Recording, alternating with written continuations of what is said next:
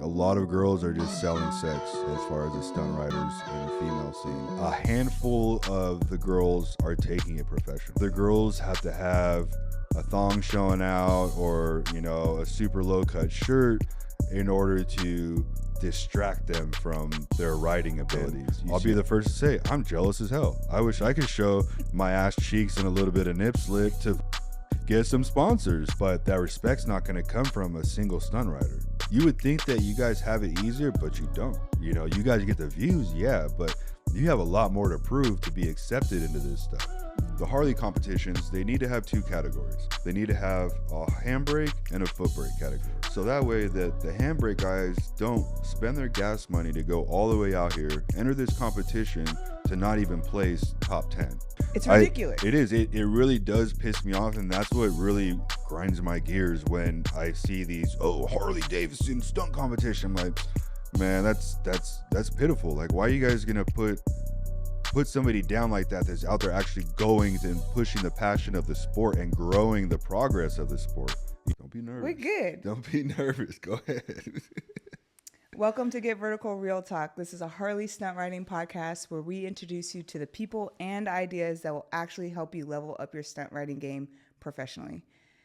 Today, we're talking to Cameron from Stunt News. You still go by Kilocam? Yeah. Yeah.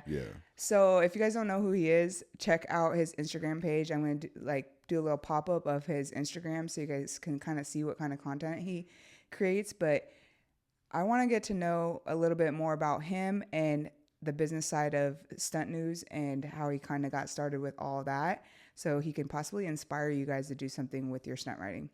So Cameron, can you tell me a little story about yourself that will help my audience understand who you are?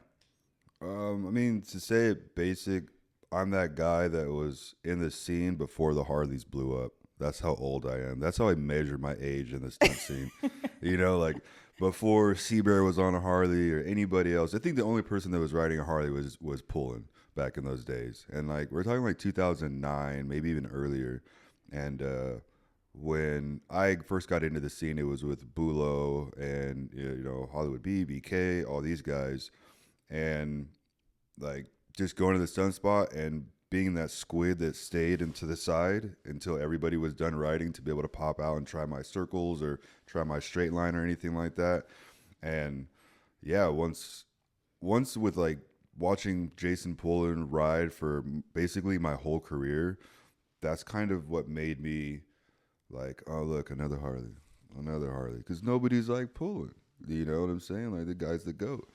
And I've always stuck to the sport bikes because I have a lot more fun on the sport bikes. And I bought like 2 Harleys in my whole career, and it's not for me. I don't have the money to fix it or the knowledge or buy a whole new set of tools for it. You know what I'm saying? Right. You know, that's so a good point. It's like, yeah, and I've been riding the same bike for 10 plus years also, F4I. So it's like, I'm one of those easy kind of guys, you know, that's just smooth, goes with the flow, and I like what works for me. You know what I'm saying? And that's it. I really, really stopped pursuing the whole sponsors and stuff like that a while ago because I realized that there's no 401k in any of it. There's no retirement plan. You know, I want to start a family. I want to buy a house, this, that, and the other. And free t-shirts aren't going to get me that. You know, parts and everything are great. It's amazing. That's what really helps out and stuff. But, you know, there's only a handful of, not even factory sponsor, but big name sponsors, you know, and it's like trying to win the lottery, basically, you know, not just having viral clips, but how you conduct yourself, promote yourself, and not just to your fans on Instagram, but to these companies that see you. You know, some guys get away with the rock star lifestyle and stuff like that, which is dope, amazing. And then other people have to be, you know, super corporate with it, you know, and that's what they're looking for. They can't say certain things. They have to be here at a certain time, certain day to equal their quota or get their pay. You know what I'm saying? So, yeah, I'm just that guy that likes to ride. I don't really care about much else, you know? But there was a point in your riding career where you took this serious and you were competing in sport bike competitions, and you were really good. Yeah, I was. Isn't it funny how skills fade quick? Back in our day. Yeah, back in our day. It's one of those, if you don't use it, you lose it type things, you know. And yeah, I competed in XDL. A lot of you guys probably don't know what that is. Can you explain that? That was a old school, like, I mean, back in 2004, maybe even earlier than that. There was I forgot the name of it, like the actual what XDL stands for, but this was the Super Bowl of the sport bikes. You know, this was where you go out, you make your name, like Aaron Colton, Bill Dixon, Rodney, like the list, Jason Britton, the list goes on. But this is what separated the men from the boys, because if you're not competing, then nobody's really going to recognize you, you know? So even being involved with the competition, you know, is a big thing, because anybody can go ride streets. Anybody can do straight lines. Motorcycles were made to do more than just ride in straight lines, you know, and that's always been my motto, you know. So when you harness your skill and lock it down and try to reach further than just the cookie cutter rider, where that you just go to the lot to get film or clips for the rest of the week and post, but when you go out and progress, that was always my motivation. Every time I went to the lot, I wanted to try something new. You know, it didn't have to be a trick. It could be getting a little bit more comfortable on my bike, you know, like learning to turn with no hands, or, you know, dropping the bike and figuring out a different way to pick it up, or all the way up to watchtowers, you know, and that's standing on your handlebars in a circle. So I just always wanted to push myself to the European level, is the way I put it. You know, that's why my F4I is built with a 72 sprocket. And like, I did everything I could to set my bike up to the European level, because, you know, if you want the job, you got to dress for the job. You see, so I made my tools so that I would be able to perform at their level, which I've done quite a few tricks that a lot of people to this day aren't doing, you know, a handful of people, which is awesome. You know, we're not I hate the word elite, but like we're part of that higher bracket, you know what I'm saying? Or we're part of that higher bracket. So that's like, that was always my biggest motivation, is just to be different. But back to XDL. XDL was, sorry, I got sidetracked. It's all good. XDL was definitely, I think the last one they did was 2017, and that was the last one that I competed. It was actually in Sonoma for the races, and, you know, they did the pros, like Kyle was there. I don't remember who else was there, but they brought in Matthew Glaskowski. He's like the Polish ninja. Oh man, I'll never forget. He was switchback on his tank and doing like a rolling burnout, and then he went to turn around and fully gassed it and went right into the center, or the cement barrier, and then into the bleachers. Like, he literally flew like, Holy yeah, shit. that was crazy. But yeah, so they did the pro and then they did amateur, and you do 2 runs to try and qualify. I think I want to say there was 10 of us. Do 2 runs to qualify. And then if you made like top 5, I believe, you would get your final run the next day on Sunday. So I did my 2 runs. You know, obviously we're always our worst critic, you know. So I was just like, nah, I know I didn't at least get top 5. Like, I'm cool. So I went out to the bleachers and I was just watching the races. And then I forgot who came out to me. They're like, yo, bro, like, you're in 4th place right now. I was like, You placed? yeah. I was like, yeah, right. They're like, nah, like, you're in 4th place. Like, you get to go again tomorrow. I was like, oh shit. You know what I'm saying? Like, fuck, no way. So I walked down, talked to a couple of the judges. They're like, yeah, man, you're actually in 4th place. Like, tomorrow you get a 2-minute run, you know, just work on your acrobatics. Like, that's what we want to see more of. I was like, all right, cool, bet. So all night I'm just in my head like, all right, I got to do this, trying to set out my run.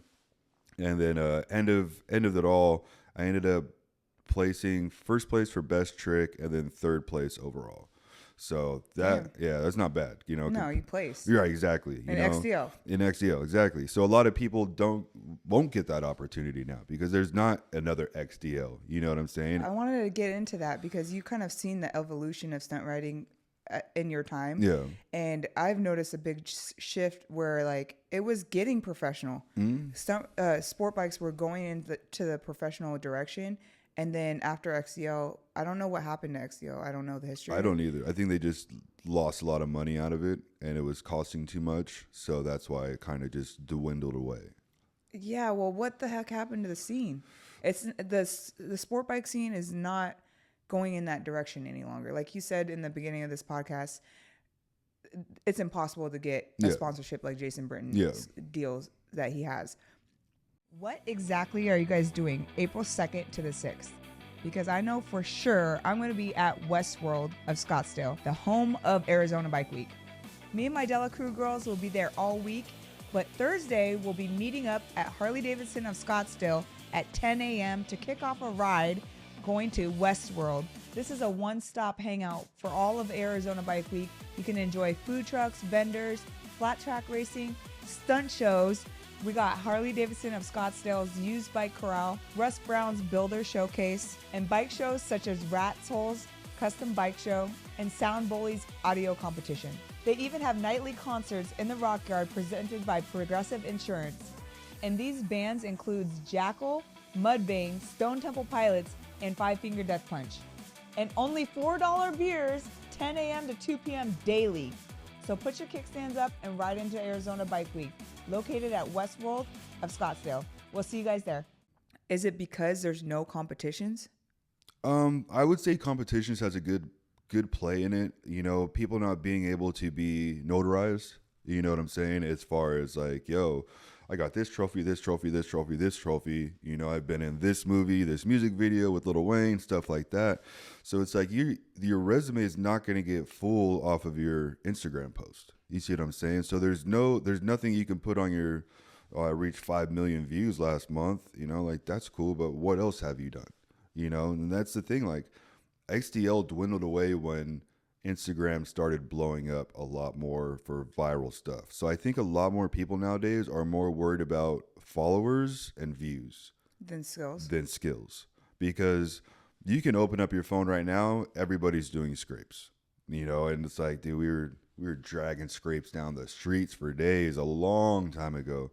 And a lot of people are just street riders, which is cool. Like I love riding streets every once in a while, but you hone in on your skill in the parking lot, you know, like that's. Do you think it has anything to do with the virality of streets? Yeah, that people are doing streets more. Yeah, I mean the streets is where you're gonna get fire clips, good backgrounds. You know, you're gonna get interaction with the public. You know, whether it be good or bad. And same thing with the cops. The cops are what's gonna make your video blow up. I mean, those are the only two ways to make yourself go viral: is either a crash or the police. You see what I'm saying? So it's like, you're going to have one of those two. You have a good clip, but, you know, you're still doing double back pegs down the street, you know? So, and also quality of video. You know, if you're doing roller shots or your boy has the new DJI and he's filming some roller shots, I mean, look at the content creators. These guys have 200,000 views and followers and stuff like that. And they're just, you know what I mean? Doing nothing, no skill involved at all. Just a good editor and a good camera. And I think that's another thing that's definitely taken away from the sport bike aspect of it. Why would we want to sponsor a guy that has 3,000 followers, you know, but he's killing it on the bike, when we could talk to this TikTok rider that has 200,000 followers, give him a promo code and a commission off of each one. You see? So it's not easy. It's not easy in this sport anymore. It's a lot easier for the Harleys, because the way I see it is the Harleys have over 100 years, you know, as far as, oh, my grandpa's old Harley back in the day, this was his first bike, compared to what you guys are doing on the Harleys now. Grandpa would be mind blown to see what's going on, you see, and they're the ones with the retirement plans, the money just waiting to go somewhere that they can put into a company. Yo, I want to invest in you. I want you to go out here. I want you to do this. So the money aspect of it, there's a lot of money in the Harley Davidsons, a lot of money. I mean, you guys spend 50 grand on a freaking bike, you know what I mean? Plus parts, when I could go on Facebook Market right now and find a fully built 636 for like $4 grand and just not have to do anything, you know, just go out and ride it. But with you guys are always upgrading parts, new rims. You have to build a motor. Exactly. You have to build everything up. And it's like, there's so much money involved. You have to have sponsors, or you have to have a really good career. You know what I'm saying? So I've noticed from the switch from the sport bike scene to the Harley scene, exactly what you're explaining. There's more money in the Harley scene. There's definitely more sponsors and definitely more opportunities as far as like getting help. Yeah. Even financially. Yeah. You know, so it's almost like but what I'm worried about is it turning into the sport bike scene. I don't want it to lead down the same path the sport bike scene, and I have no idea. This is part of my mission in the podcast, my podcast journey, is trying to figure out what do we need to do to create a professional atmosphere for the Harley scene so that it stays professional, because it quickly, like you just explained, in the street bike scene, it turned into more of like hooligan, like for views, which is fine. There's a place for all of it. You know, we love streets and everything, but we still need to keep it professional somehow so it keeps growing the sport. And you know, like you were explaining with the competitions, it pushes you. Yeah. It pushes the scene. We're stuck in the foot brake only shit on the Harleys. Yeah. And you coming from the sport bike, you understand what I'm saying. That's dumb to me. It's just holding us back, which is not any fault of the guys that don't understand it. But like, there's just so much more that can be done. I don't know. And I just wanted to hear your thoughts and your expertise because of your experience in the scene and just watching it closely. Where do you think the Harley stunt scene is going?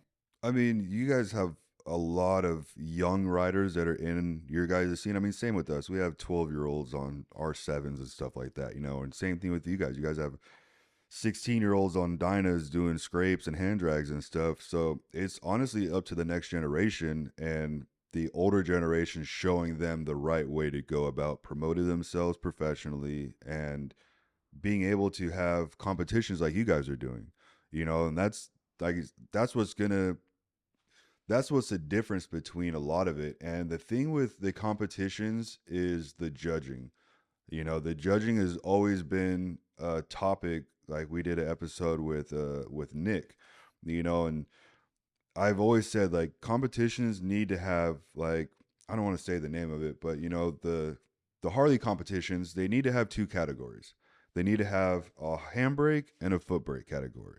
So that way that the handbrake guys don't spend their gas money to go all the way out here, enter this competition to not even place top 10. You know, they're not even the top 5 bracket, but they're doing 5, 6, 7 plus more tricks than the foot brake guys. And that's not a fault to anybody, you know, because you didn't learn the handbrake or you're just more comfortable with the handbrake. But that's the easiest way to keep it alive, because just like with us, there's segregation, you know, as far as, I mean, it's not really segregation. We just talk mad shit, you know, as far as like, oh, you're on a Grom, you know what I'm saying? Like we don't want Groms around here. But when it comes to the competition wise, like if you were to segregate and be like, yo, we're going to pull 10 handbrake riders and 10, you know, foot brake riders, everybody would come out and you would see a crowd of, you know, I think, in my personal opinion, more people would be out to watch the handbrake guys than they would the foot brake. Because anytime I go to a Harley show, my ears are ringing because it's nothing but Crazy Larry's, burnouts, hand drags, and scrapes. That's the 4-trick combo. You know what I mean? But when you go watch the handbrake guys, like pulling, another example, high chair circles, you know, with a foot brake, both hands out, you know, throw Ange on the bike and just swerve through the whole lot, no problem, you know. And it's just more of a crowd pleaser, because you're pushing the limits on 500 plus pound Harley with just a handbrake on it, you know, when you can only do 4 knee knockers and, you know, Crazy Larry's and this, that with just a handbrake.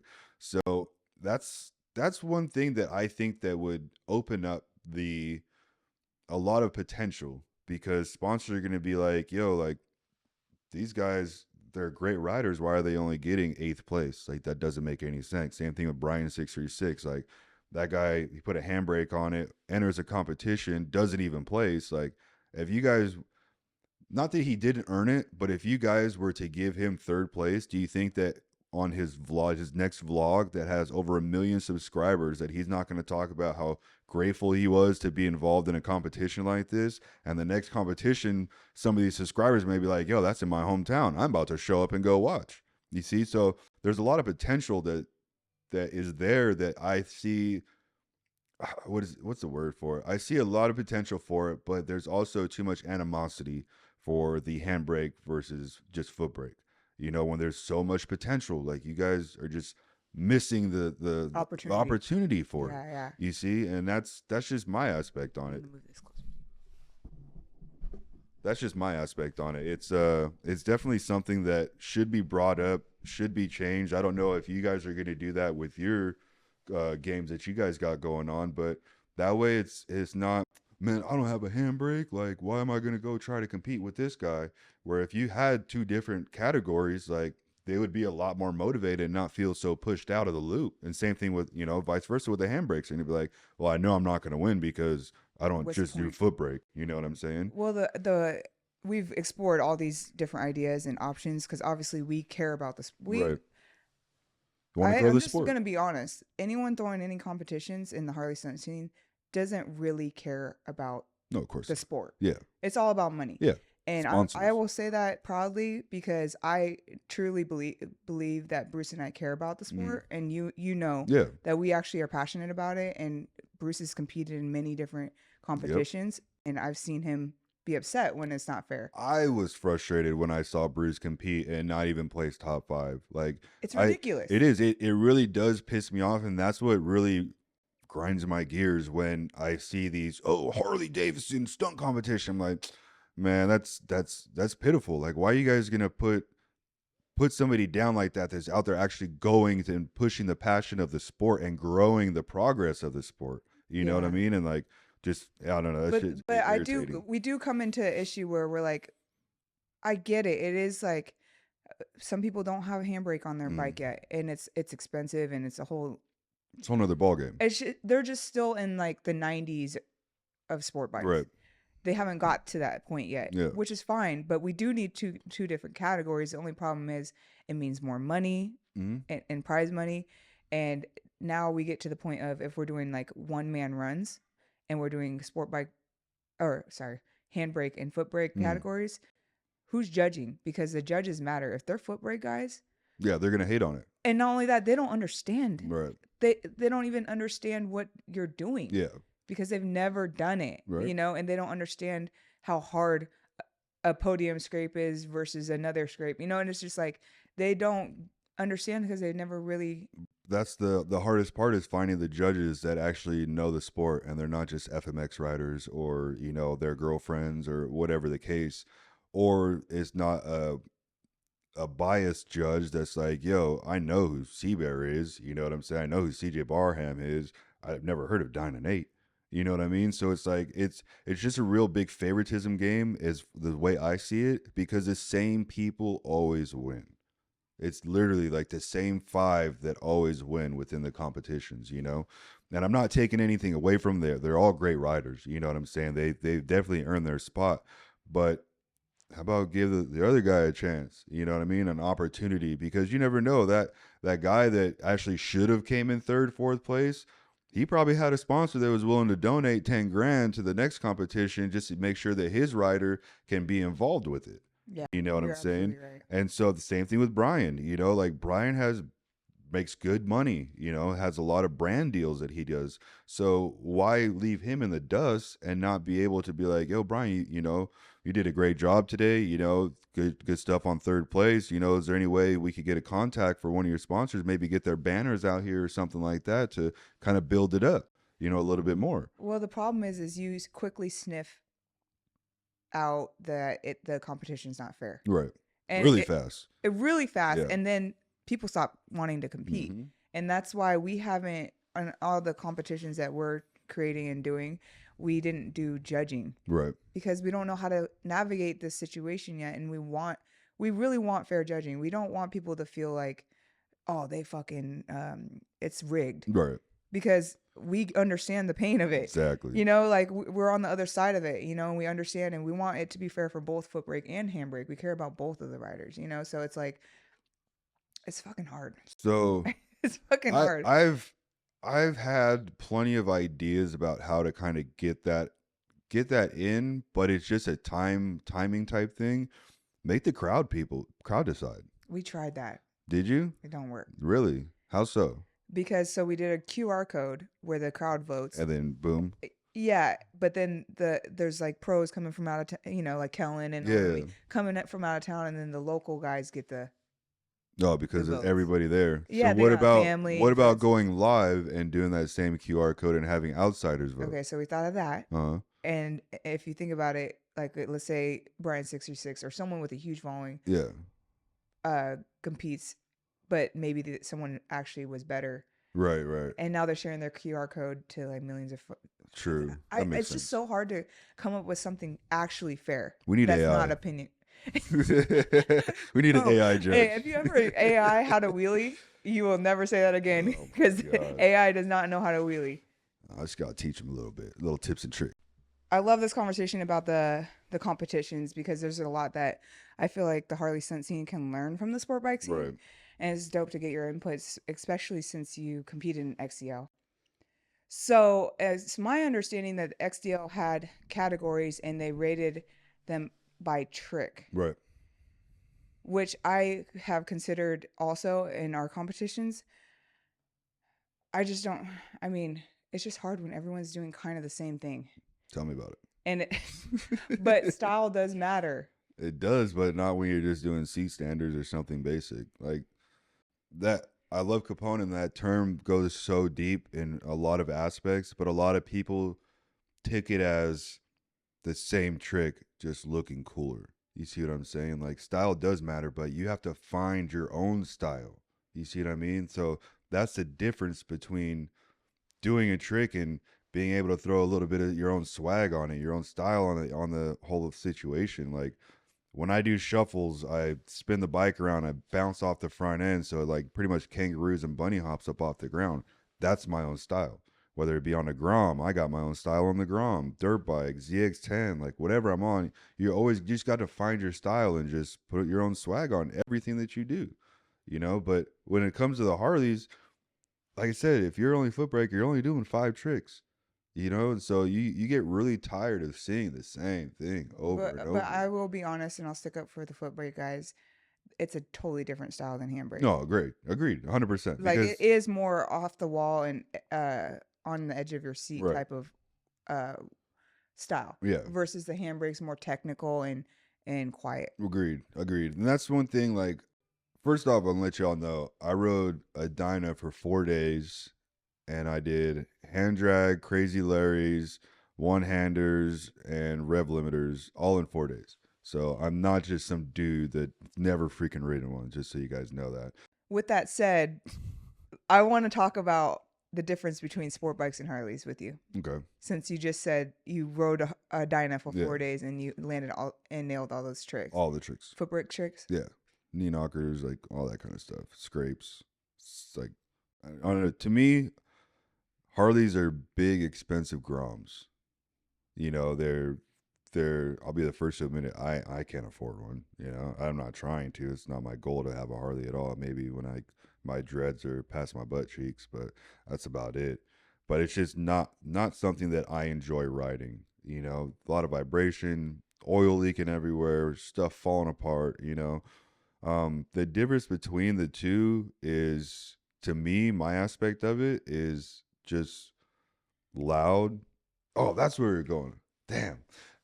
All right, so yeah, I'll leave that alone. But anyways, You can lead into it somehow. all right, so like I asked Steve, pretty much sit down Steve, the same thing, because I sat down with him. I want to say like the last ROC, so like 2000 whatever. I think I might have seen that interview. Yeah, and I asked him, I was like, you know, in your opinion, what's the difference between the Harleys and the sport bikes, you know, and where do you see it going? And he told me, he was like, you know, the reason the Harleys are big right now is because they're loud. You know, they're flashy, they're expensive, they're making a bunch of noise, this, that, and the other.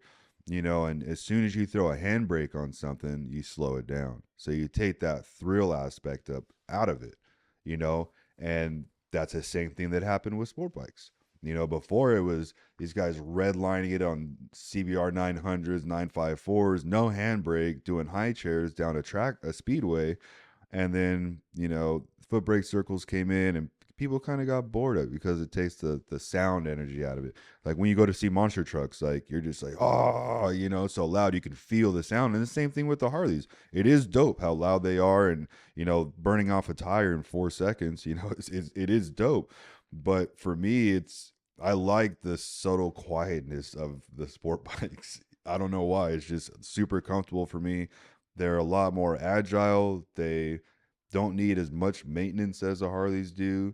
You know, so like that's my thing between the two of the Harley and the sport bikes. And the attitude that comes with the Harley. There's a lot of attitude that comes with being a brother. You know what I'm saying? Like Explain that. there's like, oh well, yeah, I got 1,500 cc's under this. You know, like this is my retirement plan. Like I got this, that, and the other. Like I love a lot. Like I know all the Harley guys, every single one of them. You know, and I talked. I'm known as the Harley hater. You know, because I'll talk the biggest shit to all of them. You know, but I have nothing but love for every single person. But you know, the cockiness and attitude comes with it. A lot of the riders, you know, because they're on a bagger or on an expensive ass Dyna, where it's like it just kind of like rubs me the wrong way when certain people get like, oh yeah, you know, I'm the best there is, the best there was, and will ever be. Like you could never, you'll never be the best. You know what I'm saying? Because somebody out there has already done what you think nobody's been done before. You know, and I believe me, I love to see new tricks. You know, and that's why. I don't see anything new coming out of the Harley scene besides stuff that's already been done. Not just by pulling, but like have you seen the dude overseas that's doing the unicycle on a sporty? No. Is He's it Kevin something? I don't know the dude's name. It's so hard to remember, but he's top notch when he's like on the top of his forks and like doing Mm. circles. This guy's on a sporty doing the same thing, like doing Yeah, they're doing wild shit. Yeah, wild. But Okay, so like why can't our scene progress like that because here? everybody's scared. Nobody wants to push the sport. Nobody wants to get hurt. Nobody wants to step outside of the box. Do you think it's that, or do you think that those guys that you're just talking about came from sport bikes? I mean, that's a big reason why. That's a huge fucking Yeah, reason. that's a big All reason. those guys that are killing it in the European shit All of them come from sport bikes. Yeah, all of them. And they've already been doing watchtowers And that's the and all same. this shit. That's the same with our scene. You know, a lot of the kids are going from BMX bikes to Groms to sport bikes.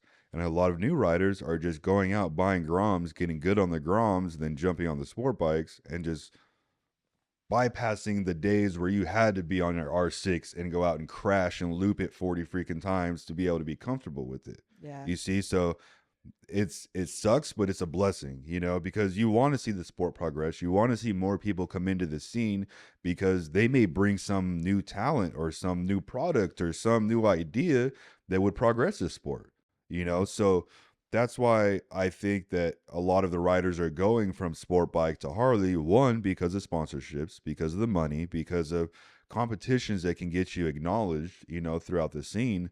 But a lot of people aren't pushing the sport to the next level where it could be. You know, nobody's out there doing Jason pulling tricks that's in the United States. I feel like there's almost some, like you said, like a stigma with the handbrake thing, making some people that are even interested in the handbrake thing not want Oh, of to course. pursue it Yeah. and fear that they're going to be rejected by the tribe. Yeah, it's like, oh, if you touch that, you got cooties. Yeah. You know what I'm saying? You almost have to be brave and confident enough to say, I don't give a fuck. Right. You know, but I keep saying, if you don't get a handbrake, that's where your progression ends. That not just that, but the scene is going that way. Right. Whether you like it or not, it's going that direction. Yeah. More sport bikes are coming on. Sur-on riders. Oh yeah. The younger generation Sur-on riders are coming on to Harleys. Like, you're toast. Yeah. Dude. You're gonna get left in the dust. You're gonna be that one guy that was too afraid to put a handbrake on, and the potential. Or stubborn. Yeah, and you're gonna be that one guy that lost the opportunity. You know, for sponsors, for traveling, for events, this, that, and the other. You know, and that's another thing. Like you guys have so many Harley dealerships like spread out through all over the U.S. There's no lack of shows at potential. You know, a lot of people are, I don't know if they're too scared or whatever the case, but I mean, if you have a pretty decent resume, a pretty decent following, and able to pull some people to a dealership, you should be doing a bike night there. That's the easiest. The hard part is space. Right. The hard part is space, 100%, and insurance. You know what I'm saying? But that I think it would change if people started getting handbrakes because Right. Bruce is able to do small shows. Right. You know, especially on the Dyna. Yeah. You know, and just like cycle gears with sport bikes, you know, like they have one out here that me and BTK were going to go to last weekend, but they you know, they had some Harley guys out there doing a couple straight lines and this, that, and the other, but like that's a good way to get exposure, and you can add that to your resume as well. You know, just everything adds up. You know, not just what you do on social media, but what you do outside of that. because there's the potential to sell merchandise at these events, potential to gain followers, let people sign autographs, give out posters to the kids, stuff like that, you know? So there's a lot of potential in the writing scene that a lot of people haven't really thought of or untouched of yet. Or tapped into. Yeah, exactly. I think it's because they don't have a business mindset though. Right. Where you obviously do. Yeah. And I want to get into that because you started Stunt News and it does it might have started out as a passion and I want to hear your opinion on it, but then it does kind of quickly turn into a job. Yeah. So Stunt News, like I used to smoke a lot of weed, and Stunt News was one of those high ideas. I was like, yo, I was with Jack. I was like, Jack, what do you think about like a news channel, but like for stunts, bro? Like talking about crazy crashes and like events going on and like new companies and new products. He was like, yeah, man, that would be dope. So I was like, fuck. So I went on Amazon Prime, and this was 2019. So it was right before COVID hit. And I went on Amazon, I bought a green screen, I bought a couple of lights, and I already had like a rinky dinky camera. And I had extra room, so I set up the green screen, went on some app and just found some CGI desk, news desk. I saw that. Yeah, and just threw a little, logo on the front of it. And I mean, the first couple episodes were horrible because I'm so nervous. I had no idea what to talk about, and I had to edit myself. So it was like, fuck, I look like an idiot, And it was just for fun. Like that was it. It was just a funny style thing that I thought would, just be a joke to everybody and like it would be a good laugh. And then, fast forward to now, God, I got myself into a headache. You know what I'm saying?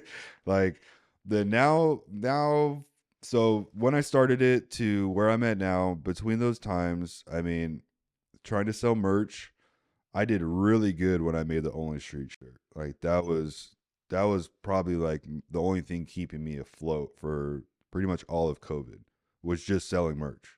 That's Holy it. shit. Yeah. So I was going to different rides every month, and the girl I was with freaking hated me for that. Every month, I'm like, yo, I'm going to Chicago. Yo, I got to go to Texas. I got to go do this, got to do that. And I wasn't just flying. I was driving my Sprinter van because I had that wrapped in Stunt News also. So I'd have the whole thing full of merch. Sometimes I wouldn't even take a bike. I would just fill it up with merch, take other people's bikes so it would cover my gas to get out there, set up my canopy, sell out on merch or as much as possible, and then drive my ass home and make another video, edit a video to be able to get, more people to go to my website and buy merchandise. And then it got to the point where the sales started slowing down. It's designing products, editing videos, concept ideas, where's the next event, and coming up with scripts to talk about, scrolling social media to find content to repost, and then on top of everybody sending me DMs, asking me questions, for one man. You know what I'm saying? You have a full blown business out of nowhere, Out and of it started nowhere. out of something. Just a fun. high idea. It's just a high idea that was just going to be funny with, me and a couple of the guys. So fast forward to like 3 years ago, zero sales for months on end, not even a sticker pack, which is $10. I'm paying out of pocket to have the website, have the drop shipping company, having editing software that I have to pay for per month, and a bunch of other expenses. Still trying to travel and go out and still be relevant because of the Stunt News. So it's just coming out of pocket a lot, and I sold everything to like try to keep up with the facade. But I don't have a bachelor's degree in anything. I'm just a regular dude that Stunt writer. the stunt writer, the guy that just, if I got $40, like 20's going to weed, the rest is going to gas and food, just so that I could go live another day. So when everything blew up, like it was great, and then the sales started flopping. I'm thinking to myself, like, I'm not young anymore, like $40 can't really last me a day anymore, so it's like, well, let me take a break and stand back and see what I really want to do. So I literally went like a whole year of isolating myself in my room and trying to figure out what I wanted to do with my life. So that's when I quit smoking bud. I went to school to learn, how to operate heavy equipment, got into that career path, which is what I do now. And now it's like Stunt News is generally just for fun. You know, the podcast was another idea, it's like just so that we can talk shit, you know, and bring up topics that other people are too scared to talk about because we don't, me or Tommy, we don't have sponsors. You know, we have people that support us, send us shirts, you know, repost us, this, that, and the other, but we don't have any sponsors. And we're not looking for sponsors. Like, it's just a fun aspect of what we do and our almost 40 years combined knowledge of the stunt scene, and me being from the West Coast and him being from the East Coast. I mean, we all know there's two different styles, you know, the way they do things. So that's why it's cool that we can connect on in the middle of everything and kind of explain both sides of, you know, because he's ridden Harleys, I've ridden Harleys, sport bikes. We, you know, we've been to ROCs. A lot of kids nowadays will never get to experience the ROCs, you know, stuff like that. So it's like, Okay, I seriously cannot be the only one that does not trust insurance companies. Don't you feel like they never pay you what you deserve for your accident? That's why I always call Law Tigers. They're specialized motorcycle attorneys. Yes, there's a difference between motorcycles and cars. That's why you need to call Law Tigers, because they are the experts and you are not. And what's dope about them is you don't have to pay anything out of pocket. It comes out of your settlement. So if they don't get you paid, then they don't get paid. And the best part is once you call them, they take care of everything for you. You don't have to think about it at all until you're signing the paperwork saying case closed. Don't let these insurance companies screw you over. Call Law Tigers and tell them that Drea sent you. If you're local to Arizona, call my boy Jay. I'll leave his info in the description below. now Stunt News is just a, I hate saying it, it's a repost platform to be able to keep people involved and learn what not to do, you know, through other people's mistakes. Like, we posted a video the other day. This guy's not even a stunt ride, but this guy's on the other side of the double yellow line and not paying attention and runs straight into a car. Yeah, A car, yeah, you know, and everybody in the comments like, yo, what an idiot. Why are you on that side of the road? When it's like, bro, I've seen you on a few rides on the wrong side of the road, bro. Like, you're not God's gift to this sport, you know. And I don't do anything on social media to bash on anybody unless you're asking for it, then and I got time. But other than that, like, I just do it to keep people informed on what's going on, do's and don'ts, you know, and see some gnarly stuff, watch people progress a sport, you know, So push the limits. on that topic of that specific video, there's I don't know if I'm pretty sure it was you. The invite only rides Yeah. started. Can you explain that and So what the discussion was? So we talked about this a lot last year. The invite only thing is, so when we, how do you say, you know, when you ever been to TSR? You went to TSR, yeah. Remember at TSR when like Rocco and you, me, and like all the guys, after the main ride, all of us would ride back to the hotel in our small pack, and that would be the best ride. The Because most fun. exactly, because you're with the people that you're comfortable with, you know how they ride, they know how you ride, and there's no rush. Or you don't got 20 other people trying to come up and film you or get in your way. That's what the invite is about, to keep everybody safe and comfortable.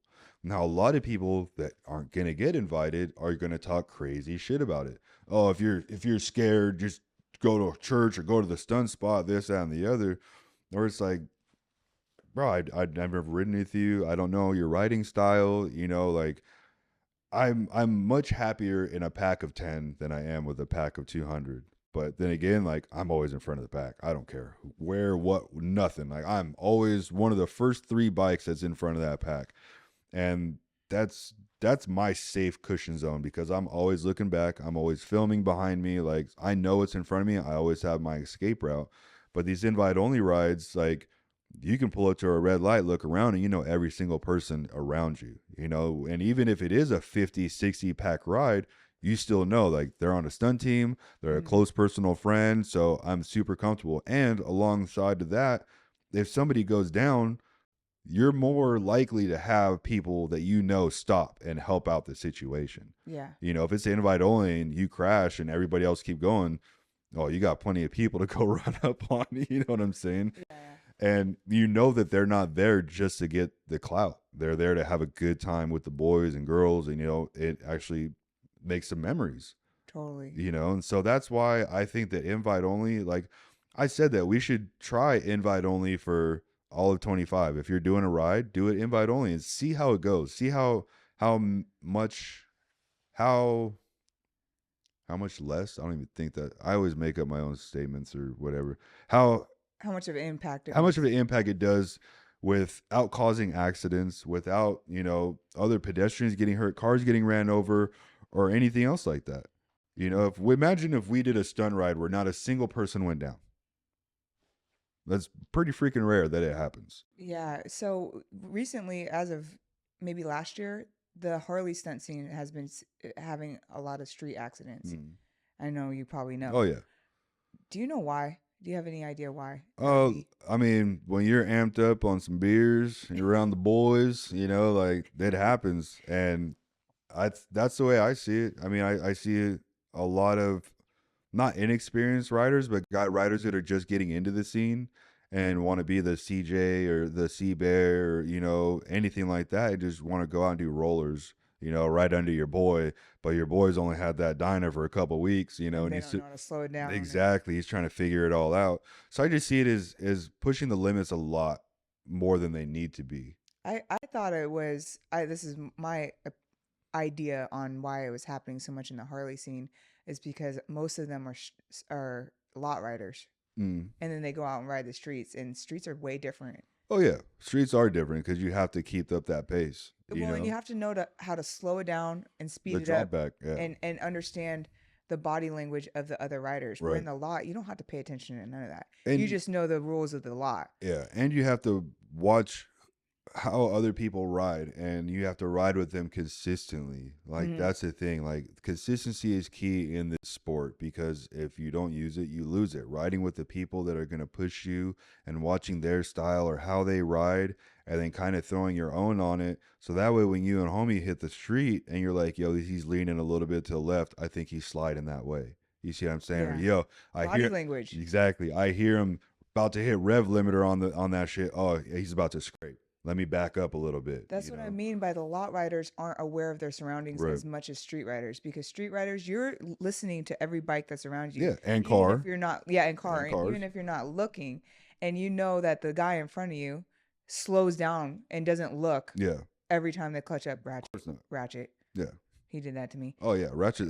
He's noticed for that. He's known for that. Yeah, just like when BK smacked him in Las Vegas. You remember that at the WCC Vegas, like 2018, when BK was on his Dyna doing a wheelie, and T Ratchet sat down high chair on his 636. Slow down. It didn't even look back. He slowed down to clutch up, and BK just smacked the dog shit out of him. Oh yeah, I remember that. Yeah, remember he's sliding down the road like this. Yeah. So yeah, stuff like that.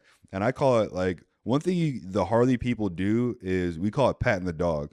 When, light turns green and you're just like, hold on, let me clutch up in first. Hold the fuck on, Like that's another thing that causes a lot of accidents also, because you have to slow down to be able to clutch it up. A lot of these guys can't clutch up in second gear, as far as I know. You know what I'm saying? Whereas on the sport bike, you can clutch up second, third. It depends on your sprocket size, and then keep that space up.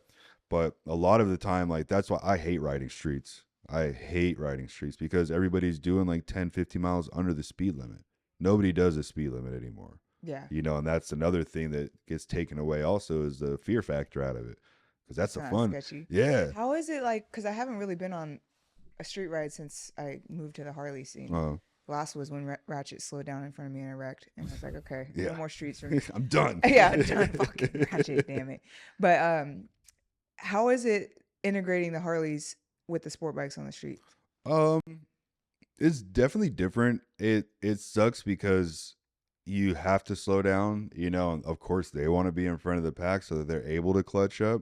And then if the Harleys are in the middle of the pack, it kind of splits the pack up. You see what I'm saying? Yeah. So that becomes an issue. I mean, just like what happened in the Bay Area, I want to say like 2-3 weeks ago. A lot of us have ADHD, ADD. We don't have the patience. Our attention span is super, super nil. And we always want to be with the pack no matter what. So whether it be a red light that you got to run, there's an incident a few weeks back where there's a train coming, and these guys were lifting up the train guard to go like past the train. And this guy, he had a girl on the back of his bike and went went through the guardrail and panicked, like hit the brake, and then started going again, and it killed the girl on the back of his bike and injured him. Yeah, it She was. died? Yeah, she died. Yeah, she was, unfortunately, she was literally split in half. That was a stunt ride or a regular ride? It was a stunt ride. Yeah, Holy shit. and Dude. like it's rare that people pass away on stunt rides. You know what I mean? Because like I said, we're going slow. We're not the fast boys doing 160 on the freeway or anything like that. But it does happen. People do pass away. I mean, especially in the bike life, the dirt bikes. You know, because a lot of them don't wear helmets. A lot of them swerving through cars. You know, coming to oncoming traffic, stuff like that. But you know, a lot of us have ADHD, so when a Harley gets into the middle of the pack and slows it the whole pack down, everybody's going to be flying around him to try to catch up. Like, oh damn! And the next thing the Harley knows, he's like, "Fuck, I'm in the back of the pack right now. Like, I got to speed my way all the way back up to the front." So it's definitely hard, but I mean, one thing we don't like doing is segregating. You know, like we all want to ride together. We all know each other. We're all friends. You know, this that, and the other. But when you think about it, it's like you're not going to be able to wheelie the way I'm going to be able to wheelie, you know, and like we don't want to keep this at a slow pack pace, so that you can clutch up every time we hit a red light. Yeah. You see what I'm saying? So like that's just my 2 cents on it. Like I don't care who I ride with, you What do know. you think about, you kind of mentioned it a little bit about the culture difference, Mm-hmm. the Hell Yeah Brother versus the sport bike Yeah. scene. Can you talk about that a little bit? The brother stuff is to me is it's funny. I love it. It's comedy. Like I said, I know all the Harley riders, and they're just a good time, you know, on and off the bike. It's a lot of fun hanging out. Like I've been to East Coast and quite a few times, you know, and like those guys keep it lit. Like it's always a great time. With the sport bikes, a lot of the sport bike riders just want to keep riding. You know, they don't want to stop riding the streets. Like it could be 3 in the morning and Junior's like, yo, let's go hit some streets. Like, bro, dude, we're just got done eating tacos. Like, chill the fuck out. You know what I mean? Calm down. And it's also the younger generation versus the older generation. You know, we've been doing this for a long time, over 10 years. When these guys coming in their first 2 years, they just want to keep going, going, going. And it's like, bro, we're doing the same thing again tomorrow. You know? Chill out, Yeah, dog. chill out. Go get some sleep or something, you know? That's like the only difference. You know, the Harley guys, a lot of them want to fucking party. Like want to have a good time, you know, where's the girls at? You know, where's the beers? Like let's go rage. You did mention a little bit like of an ego in the Harley stunt scene, and I kind of was talking about this with Bruce earlier, and I've noticed that there is a lot of ego even for the newer Harley riders. Right.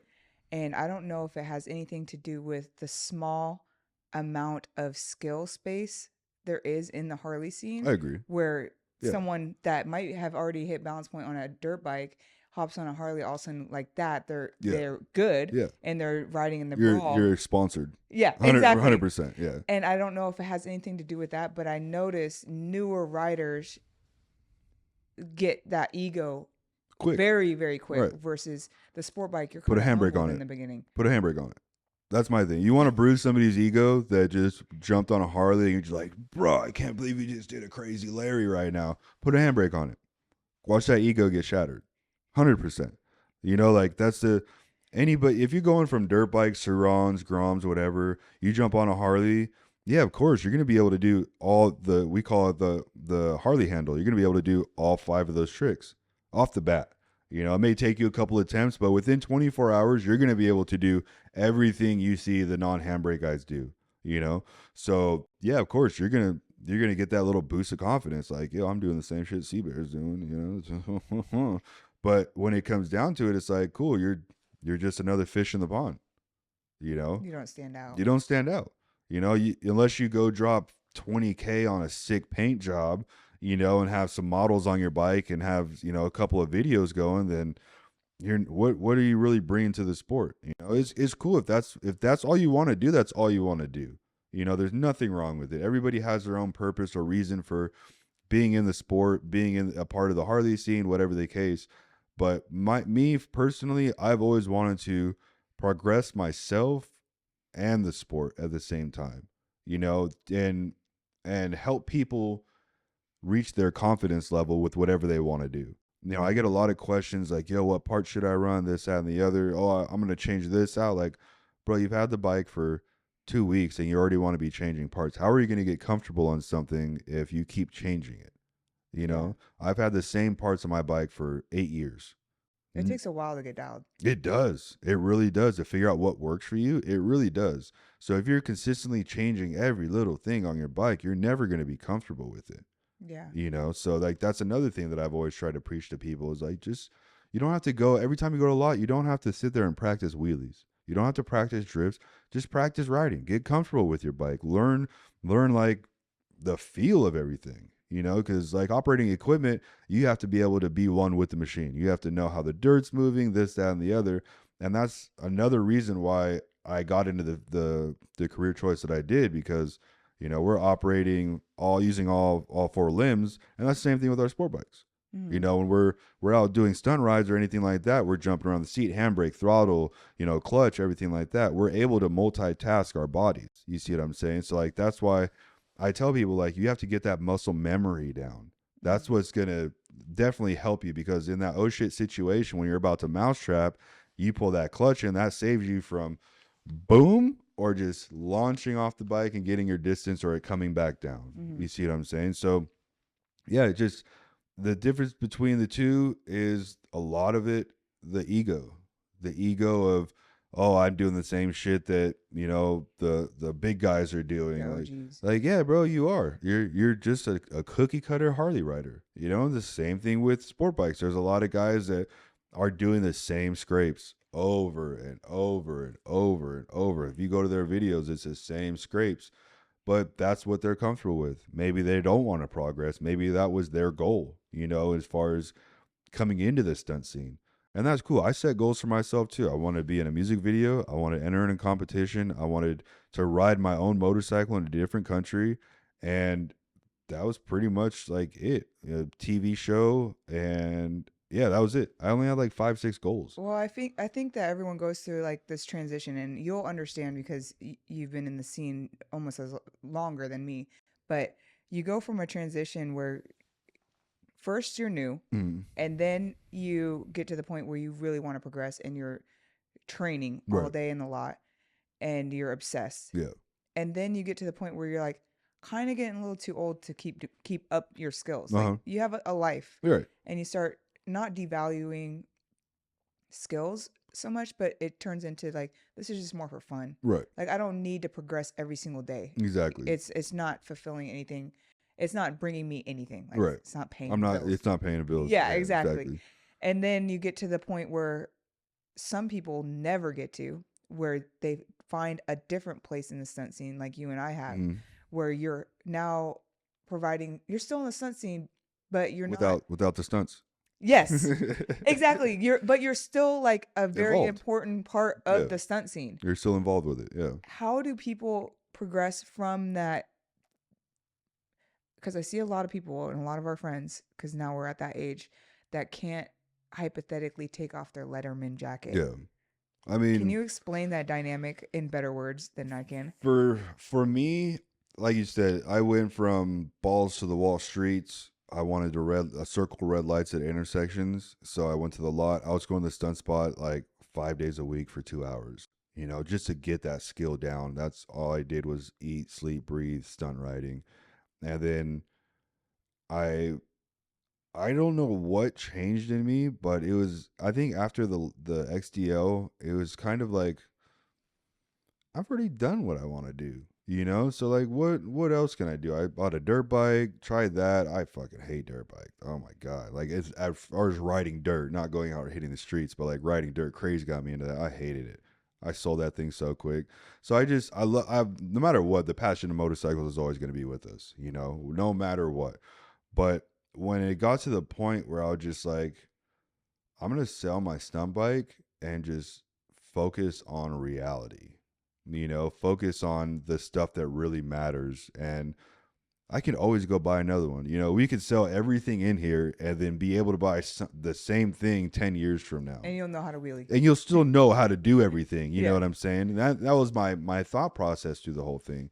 So I was like, do I really want to do it? I'm like, man, that's my pride and joy. I have, you know, so many memories with the thing. And I was like, you know what? I'm just going to do it, you know, so that I can focus, because like, if you want to quit smoking crack, you know, but you have a crack rock sitting right there, you're going to stare at that thing all the time and you want to smoke that crack, you know? So I got rid of the crack. I just started focusing on different ways to keep myself relevant in the scene that I love so much, you know? And if it's me giving advice to new coming riders, giving tips and tricks on whatever they're trying to do, build their bikes, companies to go through, getting promo codes for companies to be able to save riders money, because we all know what it's like to be stunt bums, but I need this part. And also helping riders out that, you know, have been hurt. You know, there's quite a few guys that I've helped share GoFundMe for, whether they passed away, whether, you know, they were at a their fault incident. Do you remember that shooting that happened at ROC, like the last ROC? Mm-mm. So the last ROC, this guy was circling a Grom in front of like the bar pretty much. And this old man, he was like 70 years old. He was driving his truck. Somebody stopped him. And so he turns around and he gives it gas and he hits the kid on the Grom. He doesn't run him over, but he hits the Grom, stops. And then he doesn't realize that he hit somebody. And the guy's just standing there in the street like, yo, what the fuck, you know? And the guy starts driving a little bit off. And a crowd just surrounds this guy's truck. They start slashing his tires, like busting the windows. Somebody actually punched him in the face. You know, like, this is somebody's grandpa. You feel me? Oh my gosh. So, you know, it was a whole ordeal. Like, of course, he was not in the right for, you know, keep going. But it's an old man, you know, like, sometimes they don't really know what's going on. You know what I mean? The guy wasn't injured at all. You know, that was hit by the guy in the truck. Long story short, somebody went in his truck, grabbed the keys out of the truck, and they wanted to put the truck on the side of the road, you know, and get that old man out of there. So this guy was like, yo, yeah, I got the keys. Like, I'm not giving the keys to anybody but the cops. And they were like running up, like, yeah, bro, like, give us the keys. So he pulls his gun out and starts waving it at everybody in the crowd. So a rider? Yeah, he was a rider, not like a stunt rider or anything, but just like a local there in St. Louis. And yeah, long story short, a guy is walking him down the street to try to defuse the situation. Like 5 other people pulled their guns, like STL, you know, like everybody's packing out there. So the guy's walking down the street and then the mob just follows them. They hit a corner and they're like, yo, get him. And then the guy pulls his gun out. The guy that was walking with it smacks the gun out of his hand. And when he goes to pick it up, his thumb hit the trigger and he shot himself. He cheddar bobbed himself right through the leg. Yeah. And then the guy that originally pulled the gun, like, the mob whooped his ass. Like, the old dude? No. The guy that took the keys that was not giving him back, that like originally pulled the gun on everybody. They beat that fool's ass, like choking him out, rear naked chokehold, and people just on top whooping his ass. Damn. And so, yeah, the cops finally came. And I was through the mob. Yeah, going through there, put the guy in handcuffs, and everybody's like, yo, he shot my boy. He shot my boy. And this 10, 15-year-old kid was like, yo, I got a whole thing on video. I was like, yo, airdrop me that. I'll send you $10 right now. Like, airdrop me that. He was like, all right. So he airdrops it to me. And then like me and Joe and Mikey, we all look at the film like, damn, this fool did shoot himself. And so it's fucked up that everybody was telling the cops like, yo, he shot my boy. And you don't want to go to jail for attempted murder when that's not the case of what really happened, you know? So I stepped in, I told the cop, I was like, look, man, like, I don't want my name in nothing, but I'm letting you know, like, this guy didn't shoot it. He pulled it out and waved it. He brandished it in front of everybody. You see what I'm saying? But he didn't shoot this guy. He's like, all right, like, do you have any proof or anything? So I show him the video. I was like, this is what happened. He was like, oh shit. He's like, fuck. All right. He goes, can you email me that? I was like, no, but I'll airdrop it. You know, like, email shows a receipt. Like, airdrop doesn't. You feel me? So I end up airdropping. I don't know what happened to that dude afterwards, the guy that, you know, originally brandished a gun to everybody. But Jay Sav is the guy that shot himself. And I want to say like a week after that, I was collecting videos from everybody. Like I have pretty much from start to finish of everything that happened. I have a drone footage of the truck hitting the guy on the Grom, and then the mob just completely surrounding the That's truck. Like, crazy. and people are like, when I post something about it, like yo shooting in St. Louis on Instagram, I'm still collecting as much as I can. You know what I'm saying? Because I don't like putting out a story that I don't have 100% of what's going to happen, because I don't like make it look like all these other news channels, you know, in Yeah, real you life. want the truth. Right, exactly. So I hit up Jay Sav and we do literally a whole interview. And while he's talking and telling his side of the story, I'm posting the videos that are corroborating with what he's saying. You know, like, yeah, you know, I just took the guy around the corner. We were chilling, talking. I went to reach for the gun. My thumb hit it, shot me in the leg, you know, this, that, and the other. So that's just the crazy shit, you know, that we do. It doesn't matter if you're a Harley or a sport bike, whatever the case, but when situations like that come up, we're all one, Yeah. you know. It's crazy because I was in the shooting in Vegas Yep. and you were there. Yep. And that was the first moment that I realized like the Harley world is different. Oh yeah, because you guys have serious clubs. Yeah, can you explain what happened in Vegas for everyone? Because I didn't ever post anything about it. I didn't want the girls to look bad. Yeah, no, so this guy, he was having a problem with some club, was basically it. And he pulled up, and then the guy pulled a gun out and started waving and brandishing it at other people. And so the other guy went and grabbed his bigger gun and started emptying the clip on this dude. And I want to say he got shot like 4 or 5 times, and he crawled underneath a car. And there's somebody I know's car, and like I don't know the after, because there was nothing ever heard after that. Like after that day when the ambulance came, picked that guy up, the cops came. There's no news report. Nobody's ever talked about anything, but the bullets were flying. Like this guy was spraying and praying. Like, and how nobody else got hit was crazy, because the footage that I've seen, the guy's filming and a bullet you can hear whiz right off the ground right past him. You know, there was gas tanks I think that were hit. You know, Tense. yeah, tents. You know what I'm saying? So it's like the seriousness of the Harley stuff, because there are serious clubs that are involved with it, and these, you know, we all know some clubs don't like other clubs, like what happened in Daytona. You know, that shooting. So that's another thing that gets Harleys a bad rap also. Yeah, from my perspective, we were in the middle of our last stunt show on a Friday at Red Rock, Um, and I was literally in a wheelie, and I hear yeah, and I thought someone was hitting the rev limiter, excited about our yeah. show, It's like, yeah, because this is it. everything's loud and Yeah. I'm pumped up. There's music playing and stuff. And so I'm on Bruce's bagger, and I'm like, Yeah. so I hit the rev I'm limiter. flashing back, baby. Yeah, and I'm still riding. Uh, I'm in my own head. I don't like looking at the crowd right. because I Freaks you out even sideshows. more. Yeah. Yeah, and all of a sudden I see the girls jumping off their bike and dumping their bike Running. and running, and then Bruce waving me over, and people literally jumping over the fence, To get away tripping, from it. Yeah. falling, like cameramen dropping their cameras To and get the running hell into away the from it. dealership. Yeah.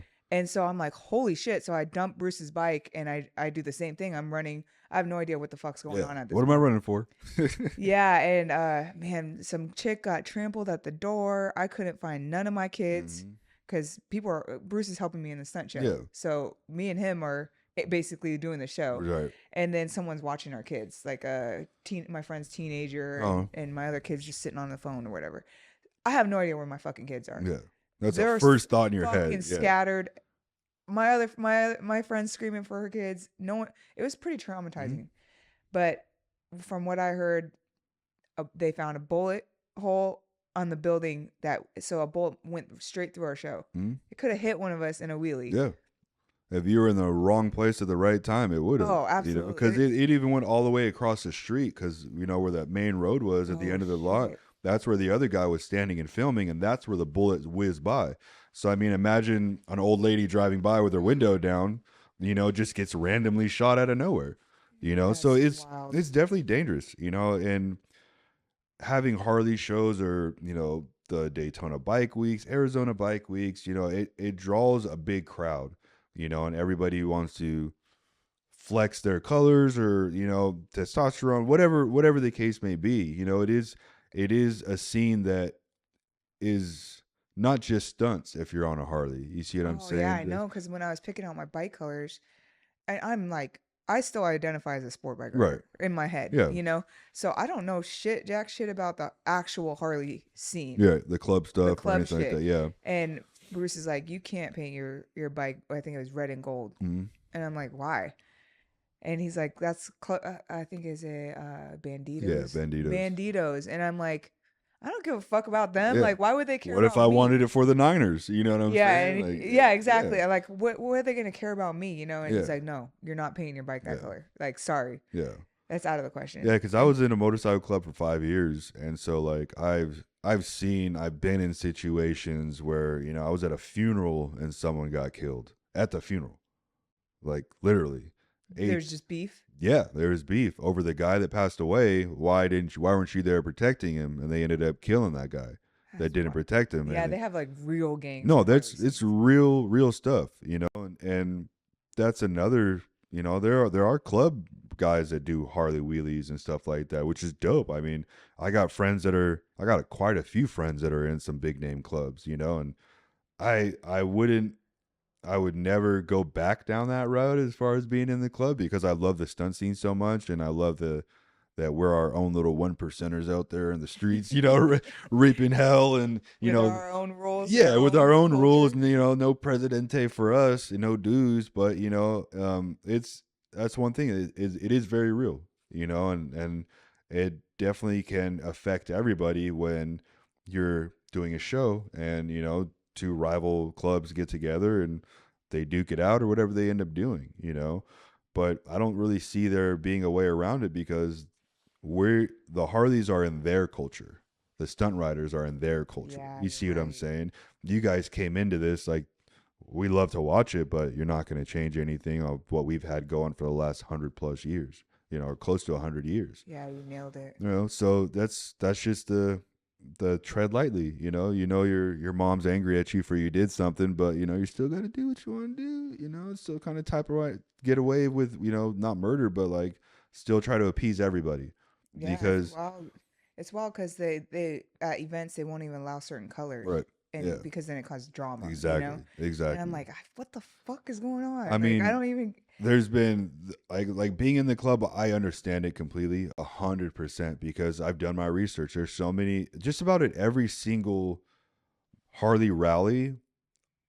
There's always somebody getting stabbed, and it may not be on the strip of Sturgis or Daytona or Bike Week or any of those kind of things, but you're going to be swimming around the same fishbowl for the rest of the week. You see what I'm saying? So eventually you're going to run into each other, and eventually you're going to have to get down. You're going to have to handle your business. So that's why it is dangerous, but it is part of the life. That's what comes with the territory and being in the Harley scene. Whether you're associated or not, whether you're a supporter or not. And then, say you go do a show for one club and another club hits you up, and then that first club that you did the show for, like, yo, why'd you go do that show? Like, yo, I got nothing to do with any of your politics that are going on. Like, I'm just here to get a check. You know what I'm Yeah. saying? Like, that's it. It's the respectable ones will understand, because we're not in the politics. We got our own politics we got to worry about. You see Mhm. what I'm saying? So I think that's another aspect that comes with the Harleys when sport bikes don't have that. Yeah. There are sport bike clubs, but there's nothing compared to, Is you there know, still Rough Riders and shit, or oh what's man, going on? Rough Riders are pretty much like a car club now. What? Yeah, like at least where I'm at, in Vegas, they're pretty much a car club. You don't see Rough Rider patches or anything like that anymore. I know San Wow. Diego, they're really thick out there as far as riding. A few in the Bay Area, but they're not even considered an MC. They're more of like, I forgot what they call them. Not 1%, but like a family club. You see what I'm saying? Mm. So it's not really politics or anything like that. But I mean, they've been around forever too. Shout out to DMX, R.I.P. He's the one that blew that shit up. Yeah, yeah. Then they got RD Blocks. He's on the pedal bikes, killing it. Still keeping their name alive. But I mean, I got friends that are still Rough Riders. But that's just they're not as thick as they used to be. I guess you want to say because Mhm. there's so many people now that understand you don't need to be a part of a team. You know, you don't need to associate yourself with a group just to boost yourself or anything like that. You know, and that's kind of what I was on for a little bit. You know, and why I kind of stepped away from what I did, because I was doing a lot more than what I was getting back. From the team. Yeah. Do you want to talk about that at all? I mean, we can.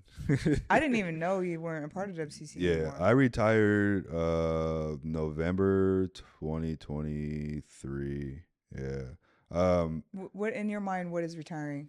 Retiring is just stepping out of the politics group chats. Not having a say in anything was going down, but putting in the 9+ years that I did.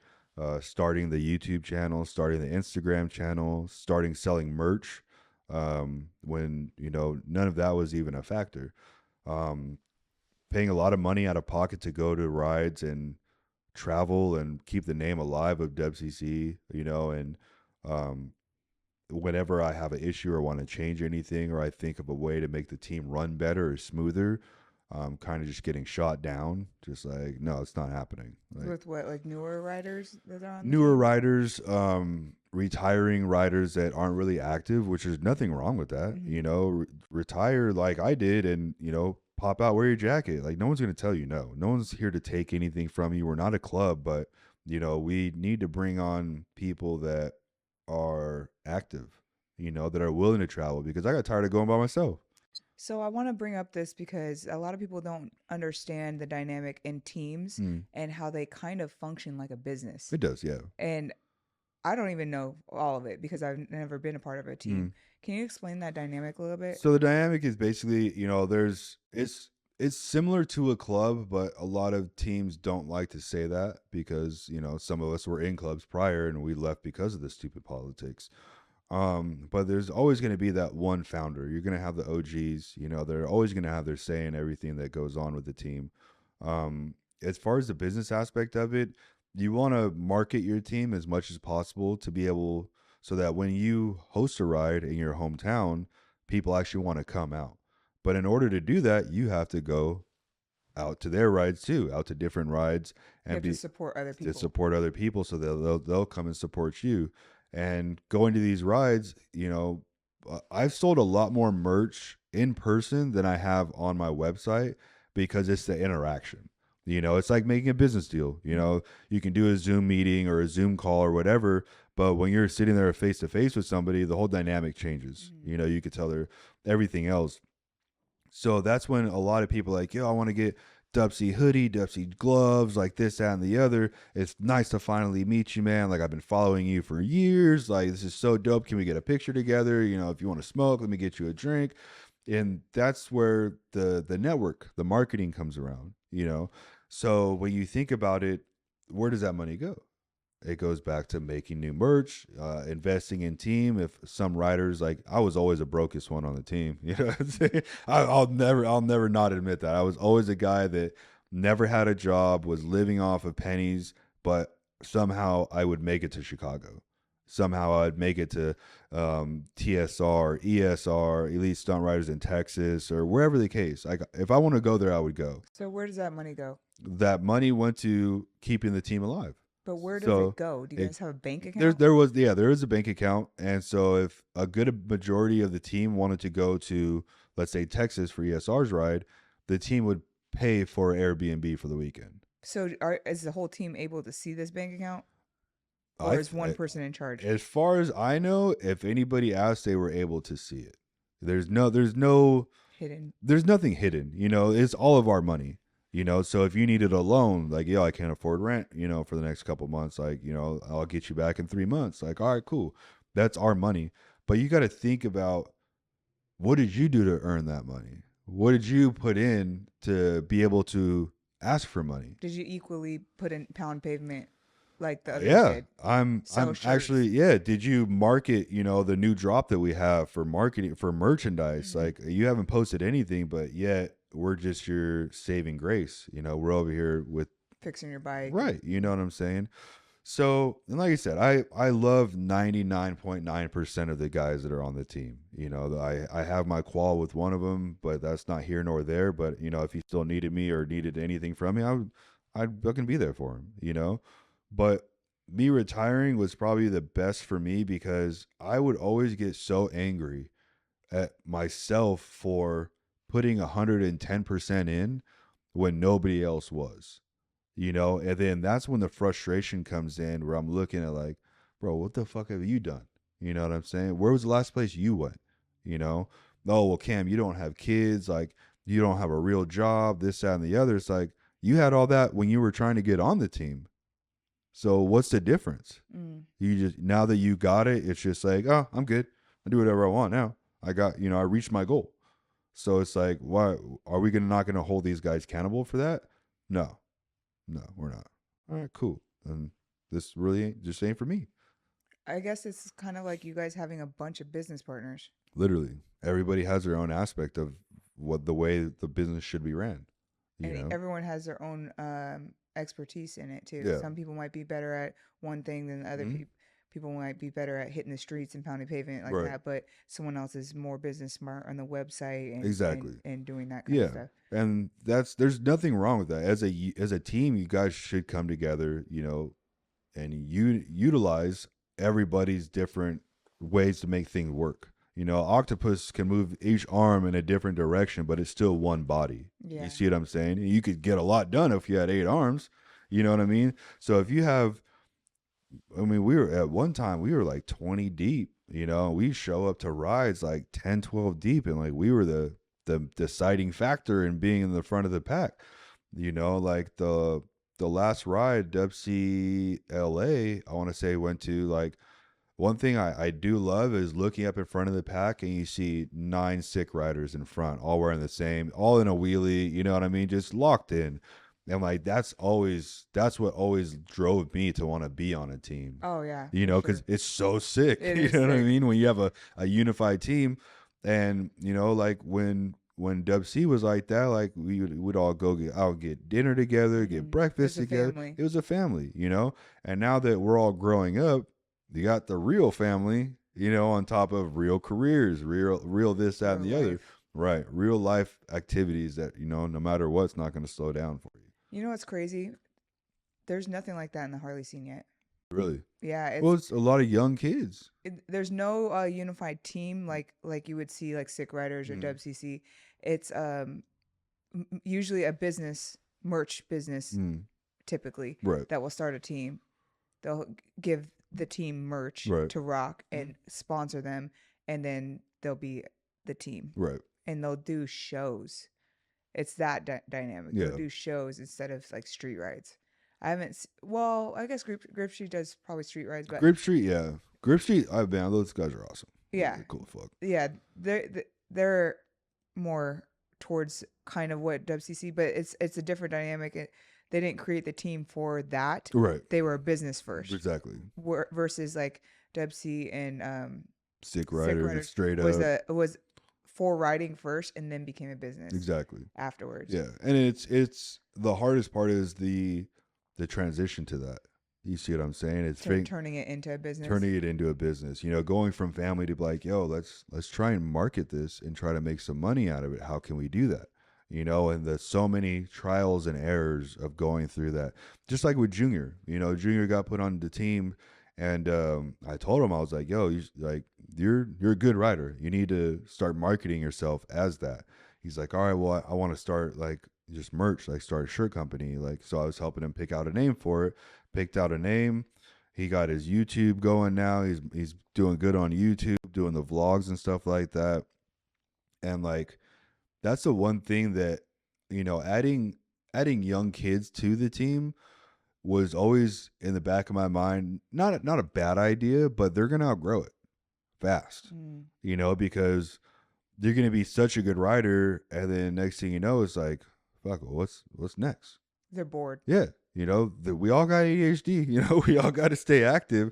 They're not challenged anymore. Right, exactly. So they're going to try and find different challenges. I think they hit their peak in their what's the word? dwindling out. They're bored of it. Yeah, they hit their prime Of it. way sooner. Yeah. Before they even hit 20 years old. Exactly. And then now they're like, okay, what's next? Yeah, exactly. I've seen that so many times. So many times. And there's nothing wrong. There's nothing wrong with it. Yeah. You want everybody to progress, you know, and it's... And not get stuck. Exactly. You know, because I wouldn't say that I got stuck, because to this day I still love it. You know, I still have my prime passion for it. You definitely did not get stuck. And I want to go back to, how did you find your niche? Because like I said, some people do get stuck and they're just a stunt rider for the rest of their fucking lives, because that's their only identity. They cannot retire because not only one, they're either getting paid by sponsors, but let's just say they're not, but their whole identity is wrapped up in the stunt scene, and without it, they're no one. Right. They don't know how to transition to like a different passion that still is involved in the stunt scene, like Stunt News or Give Vertical, you know, podcasts. They don't know how to find something different. Do you have any advice for those type of people? Fail at every attempt that you come up with an idea and fail at it. I mean, there's my thing with like Stunt News, I call it the shotgun effect. I'm going to point it at the wall and see what sticks, you know? The stunt writing, I've wanted to be a part of the scene without having to hurt myself. You see what I'm saying? So I've tried to figure out a way to market myself as, you know, I used to be, oh, you're Killer Cam, WCC, and now, oh, you're Stunt News. You know what I mean? Like, I don't even have to be on a bike. I don't need to show up at any place, and like everywhere I go, people are like, yo, I got a bike for you to ride. Like, nah, man, I'm here to vibe. Like, I'm here to have a good time with everybody, make memories with everybody. You know, I don't need you to get a clip of me. Like, I'll do a double peg, the whole street, just piss everybody off. You know what I'm saying? Like, you're not gonna get nothing from me. But yeah, if you want to not get out, but if you want to kind of transition to make a business out of it, or still be in the scene without having to ride your bike, think about something that hasn't been done yet. You know, and that's one thing about that a lot of people don't want to do, is think outside the box and look stupid. Yeah. I mean, you know how stupid I looked on a green screen in front of, you know, a little CGI news desk, you know what I mean? And how stupid I felt looking at this. Like, dude, what am I going to do? You know? And then like my first interview was with Top Notch, and we did it in my garage, and I had no ideas like as far as a backdrop or lighting or any of that. So I just turned the garage light on, set up my camera, my one camera, and have one microphone in the middle of both of us. And I was like, what can I do to get people to engage in this video? So my garage had a little window right here. And so what I did was I told Jack, I was like, yo, stand in front of the green screen, and I put something else that was right, probably like waist height. And so I'd like just stand there, look like this, and then duck down. He's like, all right, like what the hell are you going to do with it? So I was like, in the caption, I put, tell me how many times you see the guy looking through the window. So I would have Jack, I cut him out, and I have him in the window going like this, ducking. And not just like this, like he'd be sideways doing all these different times, right? But throughout the conversation? Throughout the whole conversation. It was a good like 45-minute conversation. And that's what kept people interested. You know what I'm saying? It's hard to hold people's attention. It is. And so stuff like that, like I thought it was stupid, but a lot of people were like, yo, that was a pretty good idea. You know what you did? And I was like, cool. Like, you know, I'll try doing different stuff like that. Like, yo, how many times did we say my bad, or, you know, stunt bike or something like that, to keep people engaged in it? But a lot of stuff fails. Like, you know, my first 5 YouTube videos, I don't even think hit 100 views, you know, within months.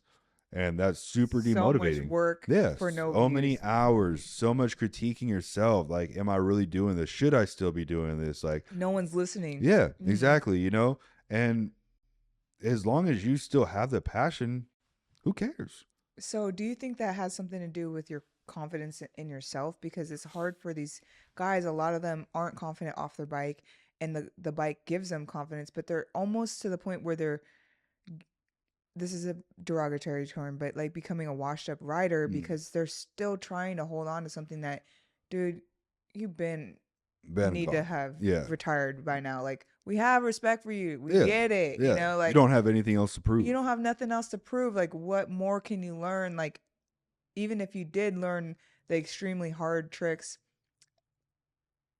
there's new guys, there's new people. Like, pass the torch, dude. Like, find something new in the scene and contribute that way. I think a lot of it is, I don't want to say being stubborn old men, but you really can't take the dog out of the fight, you know, and that's what keeps them young. That's what keeps me young, is still going to these events and doing shows. When I used to do shows, that's what keeps the fire alive inside of me, you know. But now I get more out of helping people out, answering questions, teaching them how to circle, giving tips and tricks on riding. I get more out of that than I do going out and riding for myself. Like, more fulfillment. Yeah, 100%. Because I'm going to watch this guy progress like a mofo in the next 5 years, you know, and I helped.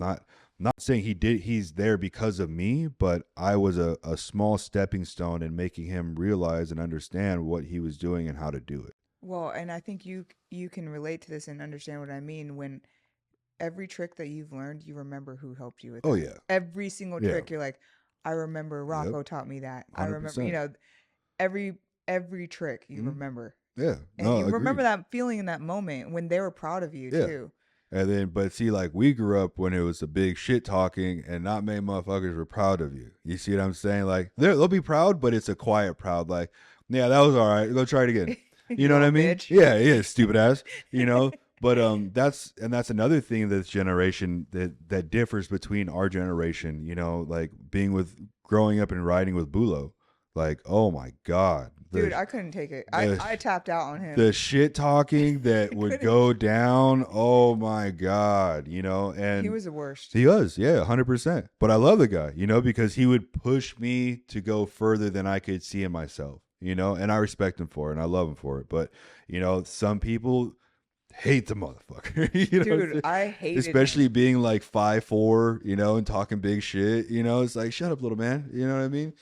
So yeah, he made me cry a few times. Yeah, he's made me ball up my fist a few times also. You know what I'm saying? And a lot of people don't take the hard love. A lot of people don't understand it, and that's why a lot of people don't like stunt riding. You know, a lot of people don't like to post because they don't like the comments that they're gonna fucking be hearing. You know, it's like there's one guy that would always ride in the same place, doing the same tricks every fucking post, just different angles.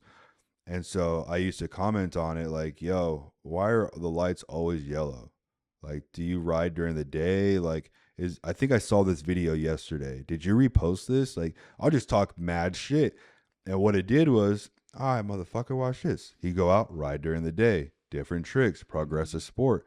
So that's a constructive criticism that I like to give and bring to the table, where people don't see it as constructive criticism. They see Cam as a hater. I've known you guys forever. You know what I'm saying? And there was literally a handful of female riders, like literally you, Robin, and Smash, that were, and Christina Billing, and like a couple of other girls that were doing it. So whenever you would do something or Smash would do something, it's like, all right, let's see who's gonna take it to the next level. You know what I'm saying?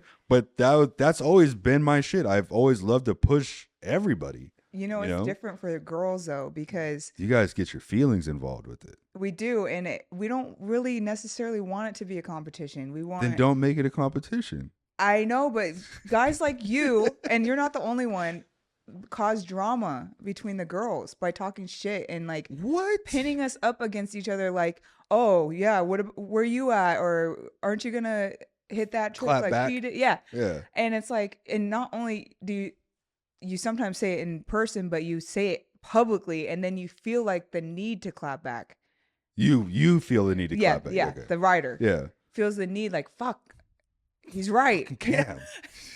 And that's like, good. That's what progress is. Emotional beings. You guys you are. Can't be doing that shit. You guys are emotional. That's why I don't comment on any girl stuff anymore. Oh, good. I gave up on it because I get fired from that. I get DMs like, yo, like, what do you mean by that? I'm like, yo, like, it was a joke. Like, yeah, but what did you mean by the joke? I'm like, never mind. I'm done. I'm cool. We're emotional. Yeah.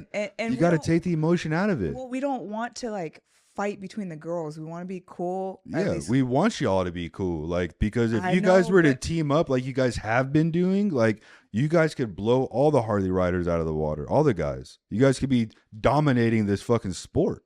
Yeah. You see what I'm saying? I know, Because but they'd it's rather hard. watch the girls riding than some fucking bearded ass white boys tatted up. You know what I mean? Like, But it's hard, like when you're really into it and when the skills matter to you. yeah, Like when you're at that stage, it's like hard being compared next to another chick. agreed. It's like you're standing next to each other and everyone's like, oh, look at her. But I think it's because back in the day when we're talking about the time that incident happened, there's only a handful of chicks. Right. So you're being compared to 5 other girls. Right, literally. In the whole damn world. Yeah. So it's like now there's so many females, and I wanted to go into that with you. You could throw a dart in a dark room and hit a female stunt rider. Yeah. So where have you seen the transition change, and where do you think that all came from? It's not progress with females. It's posts. It's like a lot of girls are just selling sex as far as the stunt riders in the female scene that I see. You know, a handful of the girls are taking it professionally. You know, like what do you guys call the Della crew? Della crew. You know, the way you guys are doing it, it's not selling yourselves. You see what I'm saying? You're selling your skill. You know, whereas other girls have to have a thong showing out or, you know, a super low cut shirt in order to distract them from their riding abilities. You see what I'm saying? But I'm not taking away from any. If that's what works for you, that's what works for you, you know? And I'll be the first to say, I'm jealous as hell. I wish I could show my ass cheeks and a little bit of nip slip to fucking get some sponsors, you know? And I'm sure a lot of guys would, you know? But it definitely, it takes away from the females that are trying to take it seriously and do it seriously, because when you see some girl that's just doing some basic seat standers or sit down wheelies with a little bit of boob showing, but you're out here knee dragging on the Harley and not getting half of the credit or exposure that she is, it's demotivating. You know, it's crazy because I just saw a thread in our Facebook group about a guy posted a girl doing a wheelie with like her boobs showing. Mm-hmm. It wasn't even that bad in my opinion. Right. But I was shocked to see like most of the guys hating on it. Yeah. And I'm thinking like they're going to be drooling over it because she was hot. And I had commented, this is the type of content my husband wants me to create because he wants me to go viral. Yeah. He don't give a jack shit if my tits are out. He wants my tits out. But I don't feel comfortable doing that. Right. And everyone was like, don't do that. Don't do that. Don't do that. That's one of those things that you can't really come back from. You see what I'm saying? Because it's already out there. Well, do you think you guys are actually the ones that are the problem because you guys are the ones giving it the views and the likes? No, because it's not us that are giving the views. The real stunt riders that are involved in the scene, no. It's all the thirsty guys that pay the $10.99 for the OnlyFans, that live in their mom's basement, never ridden a motorcycle in their fucking life, but love to see girls on whatever kind of two-wheel sport. You see what I'm saying? Like it's not stunt riders that are wanting to see that, because if you look at the comments, that's not the guys that are in the comments, except for a handful of these thirst buckets, you know what I'm saying, that are in the scene that are non-factors. You see what I mean? So that's why when girls get their ego boosted because, you know, some fucking guy, some simp's willing to spend $10 or $150 for some feet pics, you know, that there's really that's just going to get you numbers. Yeah. It's not going to get you anywhere else. It's not going to get you taken seriously through the stunt community for the people that are really out here putting in the work and have been putting in the years and dedication to it. So you think it doesn't get respect in the stunt scene? It just gets respect from nobody. I don't even know if not even respect. Yeah. But yeah. No. Attention. You'll get the attention 100%, you know, and it's going to, like I said, it's going to be from simps and guys that aren't in the scene. But that respect's not going to come from a single stunt rider, because we put in the work, the hours of learning and crashing and blood, sweat, tears, wrenching, all this and that. And you show some fucking nips on a grom doing a wheelie and you're 10 times the exposure that I get. Yeah, fuck you. You know what I'm Yeah. saying? Like, what the fuck? You know, that's why I say, like, yeah, if we had the opportunity, 100% we would. So at what point do you actually give respect to these girls? When you could see them crash, when you know that they're gonna get back up and keep trying, just like we did. You know what I mean? When you're actually out putting in the work to fucking learn something and not just cookie cutter the same shit over and over and over and over. You know, when you see that a female is going out and wrecking, getting back up and wearing the proper gear or whatever the case, like there's so many different things that gain the respect for these female riders, you know, not banging out half the scene. You feel me? Like Yeah. that's another thing that's always been an issue with female riders, you know, is being passed around. Um, but there's so many different factors. But I mean, the girls, you would think that you guys have it easier, but you don't. You know, you guys get the views, yeah, but you have a lot more to prove to be accepted into this stuff. Mm-hmm. You know, as far as not being a tank skank, not just being a trophy piece on a bike. You see what I'm saying? Like you have to go out and put in that work. You know, I feel bad for the girls that are in the stunt scene that are single though. Because what are you supposed to do if you're dating? You're not gonna date some dude that can't wheelie. I mean, you can. What's wrong with dating a guy that doesn't wheelie? What if he's a really good guy, has good money, and fucking just likes you, and you guys vibe off together? Well, that it would be like the example of a female doctor dating a nurse, a male nurse. Yeah, but that's the male aspect of it of having a superior female. Some guys are okay with that. Like, A lot of girls are not though. yeah, I You mean, need a man to lead. You you have do, to. but money doesn't necessarily mean you're leading. No, but skills in the motorcycle is definitely something you need. I guess. You have to have a man to coach you. Yeah, no, that makes sense because no matter who coaches you, you're gonna end up smashing anyways. So, you know what I'm saying? Like that's just how it works. You feel like, oh, we spend so much time together. I actually like you as a person. You actually know what you're doing. Like, Yeah. we should grab dinner. You know what I'm saying? And that's how it goes. It's happened to me But it's before. kind of like the gym. Yeah, If a really fit girl is not gonna date a dude that can't help her lift, yeah. No, agreed. you know, Yeah, no, that makes sense. But you then gotta again, be at least equally yoked. yeah. But I mean, it's like for me, like me dating, I don't really like dating chicks that ride.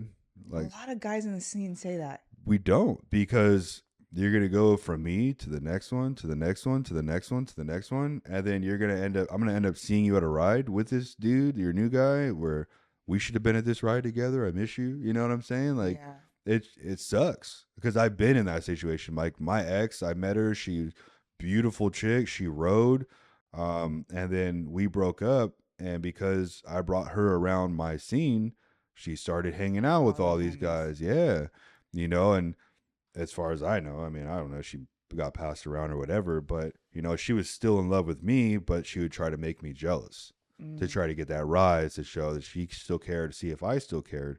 So she ended up coming to one of my shows, my stunt shows when I was in the club, and I was like, "Yo, just leave, leave, leave, leave, please, just leave." She's like, "No, I'm not leaving," and she was there with like two of her friends, and I was like, "Fuck!" She ended up riding there, so at the end of the show, I like pulled up to where she was and I just did a standstill burnout fourth gear, like right on her. Like she was right behind Like a my bike. smoke. Yeah, blowing smoke, fourth gear on her. And I ended up blowing my motor. Right. Like, and I didn't care. I had extra motor at the house. So being in the club, I had some prospects pick up the bike. Like I felt like shit. I just walked away from it. So some prospect picked up the bike, went home, swapped the motor out. But before I left, I was like, "Yo, just leave. Like, this is my club's event. Like, I want you to go." She's like, "No, I'm not leaving." I was like, "You don't want to leave? You don't want to leave? All right, for sure." I walked to her bike, I grabbed her key, and I threw it on a warehouse roof. Yeah, I was like, "Bet you're not leaving anywhere now." And I jumped in my whip and I left. Damn. So I'm super petty. Yeah, well, a few of the answers that I got was one, this is my escape. I want to get away All right. from the, Yeah. This the is my baby. my boy time. Yeah. This is my boy time. Why would I want my girl tagging along? And then another's I've gotten, I think Brian636 said he didn't like the idea of dating like a female stunt rider because they get unwanted attention. Yeah. that he just doesn't want to deal The with. DMs blowing up every day about how beautiful you are. You're such an amazing writer. Yeah, Stuff like and that. it's just a It's a headache. liability, I guess. Yeah. And then the other side of the coin is people that enjoy the passion to share the passion with their spouse, Right. you know.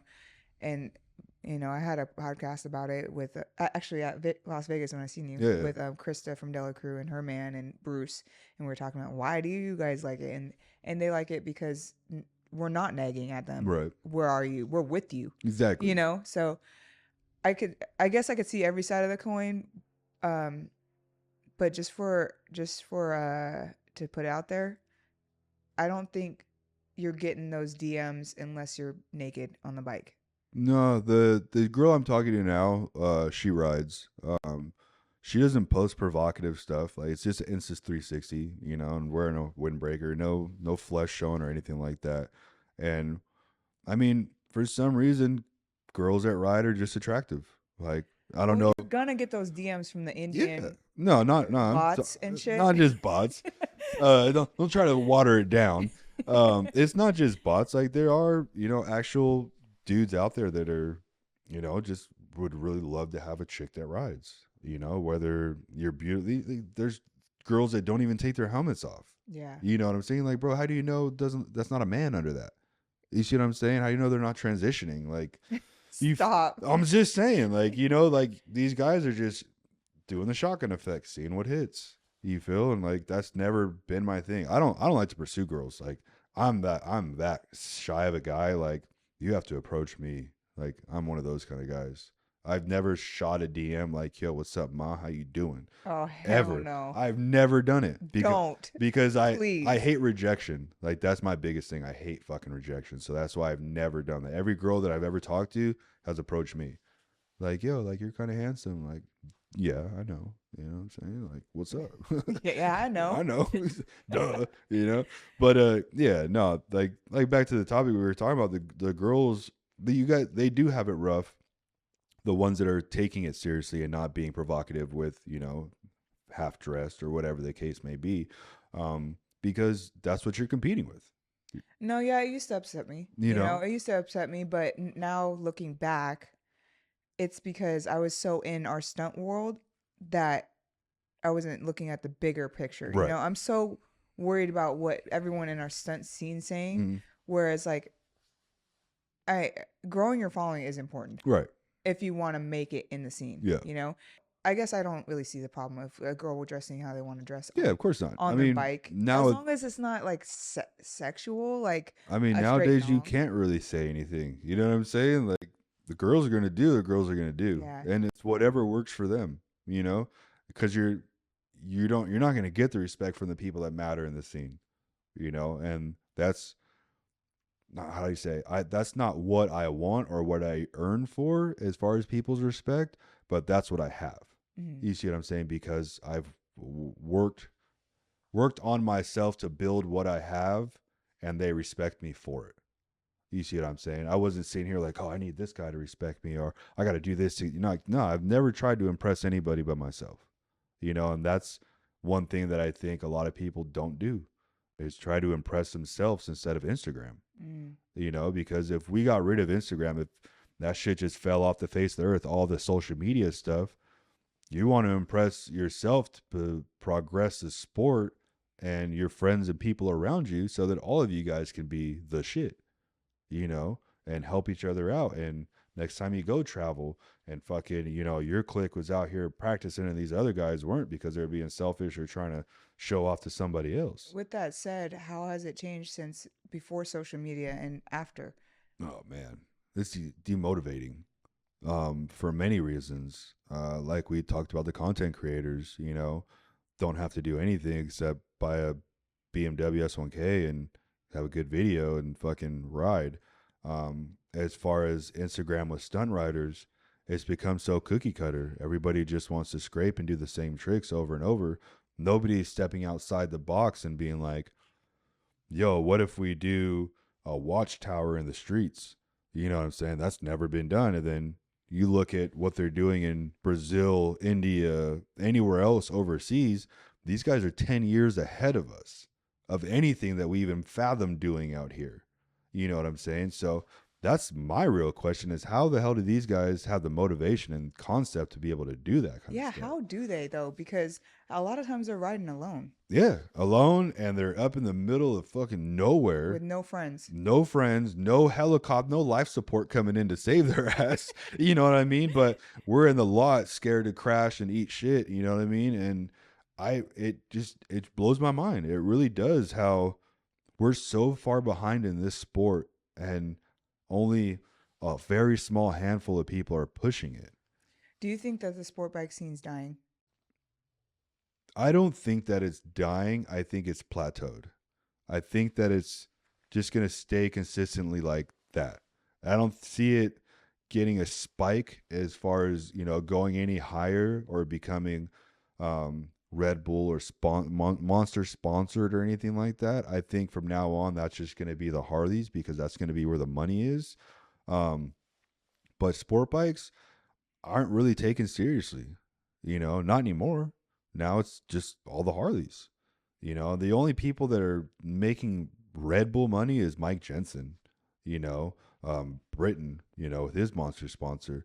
But I mean, Britain's literally, if you look up his net worth, he's over $1 million. And then that's not just from stunt riding. Like he does movies, he's in multiple movies and he gets reoccurring revenue from that when the movie gets shown. Well, he's also an extremely hard worker. Exactly. Oh yeah. I'm There's not taking nothing. there's Yeah. so You know much what I'm shit saying? behind it that Yeah. everyone thinks is so glamorous, but he works his ass off. Broken his back multiple Yes. times, neck multiple times. He's put in his work to get where he's got. And when I first started in the scene, I wanted to be the next Jason Britton. I think all of us wanted to be the next Jason Britton because we see like, oh, he's got the sick cars, he's got the sprinters, he got his business, but he sacrificed so much to get that. And not just his body, the relationship with family, business partners, stuff like that. Like so much goes into it than just riding. And that's one thing that a lot of people don't think. They think, oh, if I'm good on the bike, everything will fall into place. Absolutely. No, it won't. It absolutely will not because I was good on the bike and it didn't fall into place. You know what I'm saying? Like I had to continue to work off the bike. I think that's another thing that some people don't understand because they see some people having more success than others in a business sense Right. or sponsorship wise, and they don't understand that there's another side to it. It's not just about skills. Oh yeah. And that goes back to like attention on social media and things like that. You do have more opportunities if you have a bigger following. Like You do. I could message any company and they're going to listen to me. Mm-hmm. They're at least going to listen to me. Right. At the very least. Yeah. And there's someone with less following, they may not even open Won't their even DMs. get a shot. Yeah. They wouldn't even get a shot in the dark. Right. So I don't know. I think times has changed with social media in that sense that the girls that are showing their boobs and all the things, it might not fit someone's branding that wants a more professional look, but they have a place in this world where it's like they are doing something, whether they're making money on OnlyFans. I mean, it's the difference between a prostitute and a stripper. What is the difference? You bang one and you stare at the other one. Either way, you're giving up some money. So it's like, that's just, it's two. Basically, everybody thinks it's the same job. You're a slut. You know what I'm saying? Yeah. Because you strip or you're a prostitute.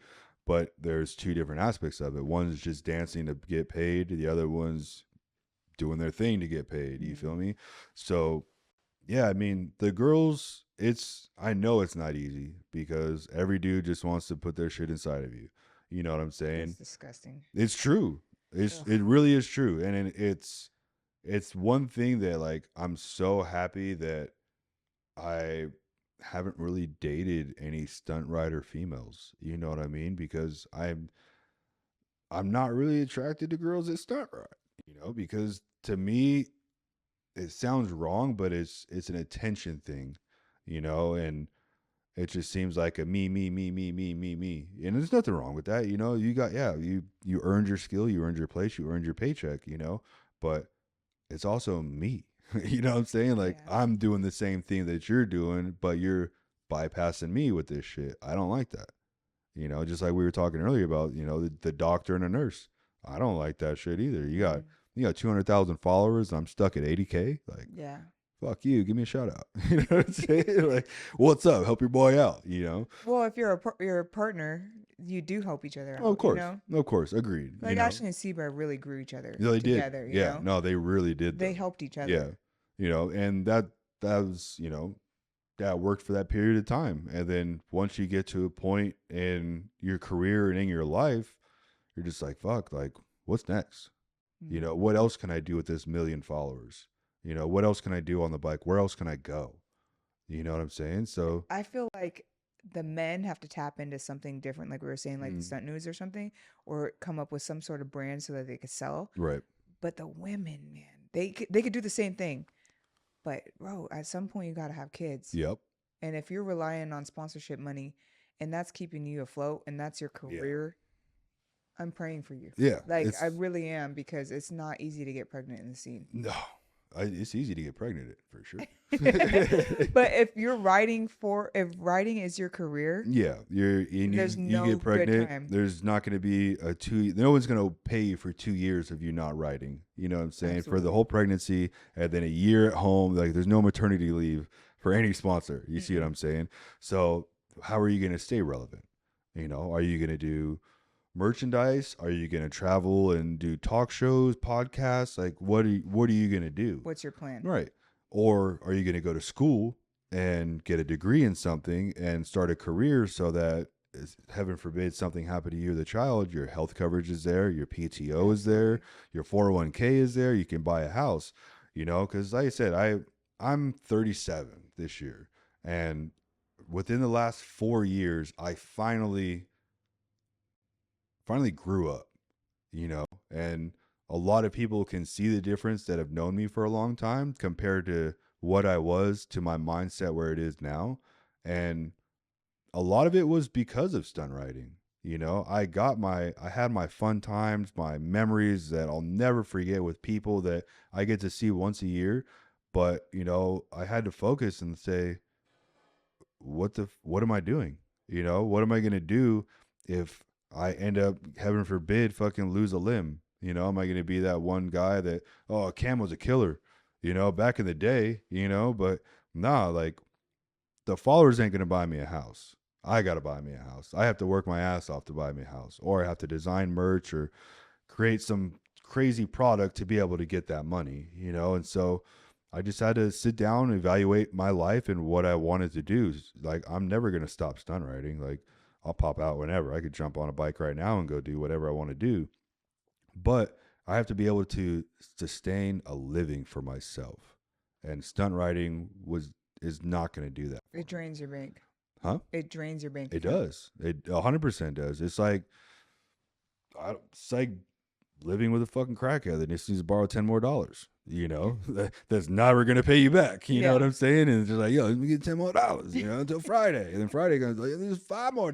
You know, and it's always something. You know, whether it be gas to go to that next event or food or need this new part because I need a new tire. You know, whatever the case may be, like it's always gonna be a hobby, and it's always a lifestyle as well. You know, you can turn it. You can still be both a hobby and a lifestyle and still have a career, still have a family, you know. But being young, run it as long as you can, you know, because those are the best times, you know, traveling with a group of the homies and just going across the border. Yeah. Like the memories we have with Rocco fucking staying behind with us, fixing our bikes and not even going on the ride, you know, the stuff that we never forget. And that's another thing is like, I'd never growing up, I moved around a lot, so I didn't really have any like friends that have been locked in. And all of my friends ride motorcycles. Every single person I know rides a motorcycle. There's no other way around it, you know? So I don't even know where my life would be without, you know, motorcycles. And that's why I have a shirt that I made that says stunt riding saved my life. Because when I got out of jail, it was like I could go back selling drugs and gangbanging, or I can see where this motorcycle shit takes me, you know? And I joined the motorcycle club, learned how to do a burnout, and just so happened Bulo, Mike Vick, Jason Pullen came to do a stunt show, and that was the first stunt show I ever saw was those three. And I was like, holy, and Darius was there too. Damn. I was like, yo, these guys are fucking sick. You know what I mean? Like, who are these Little guys? did you know, you were Yeah, watching literally the best in the the world. best in the fucking planet. And I'm just like, who are these guys? And my pres was like, oh, man, they're fucking stunt riders. These guys are crazy, huh? I was like, yeah. So I had an R1 at the time, and I just did a burnout. Like, just popped my tire there. You're one of those guys. Yeah. Just the vest on, fucking arms out, just popped the tire. And then Bula came up. He's like, "Oh man, how you gonna get it home?" I was like, I don't even know. we're at a cycle gear, so I'm just gonna go buy a tire and switch it out real quick." He was like, "I fuck with that." He goes, "That's cool, man. Good shit." I was like, "All right, cool." And then he was like, "Yeah, if you ever want to learn, you know, just get like a F4I or something, and you know, hit me up, and we'll go, you know, go to the stunt spot." I was like, "For real?" He's like, "Yeah, man, it's all good." I was like, "All right, cool." And that's what started it. It was a wrap. Crazy. Yeah. You know, editing, it takes time, especially long episodes like this. Oh yeah. You know, and trying to chop out the dead moments, basically.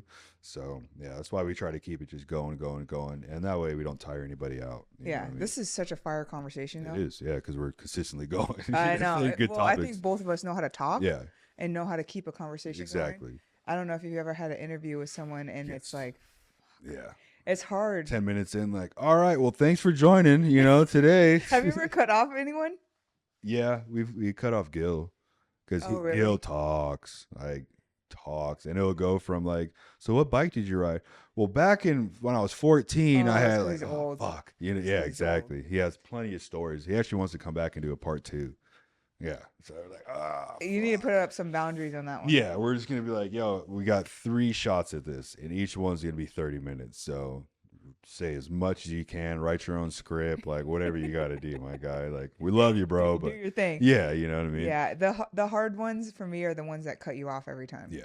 Because they don't realize when you're listening to it on headphones or like on the video, talking over each other is really hard to listen to. Exactly. You're trying to pick which one to listen to at the same time. Yeah. Yep. And I even try not to say yup and like yeah, that was my biggest thing when I started Stunt News was the That was like the hardest thing to get rid of. And then like doing stuff with Craze and filming stuff for him for like MV Legal or the shop or anything.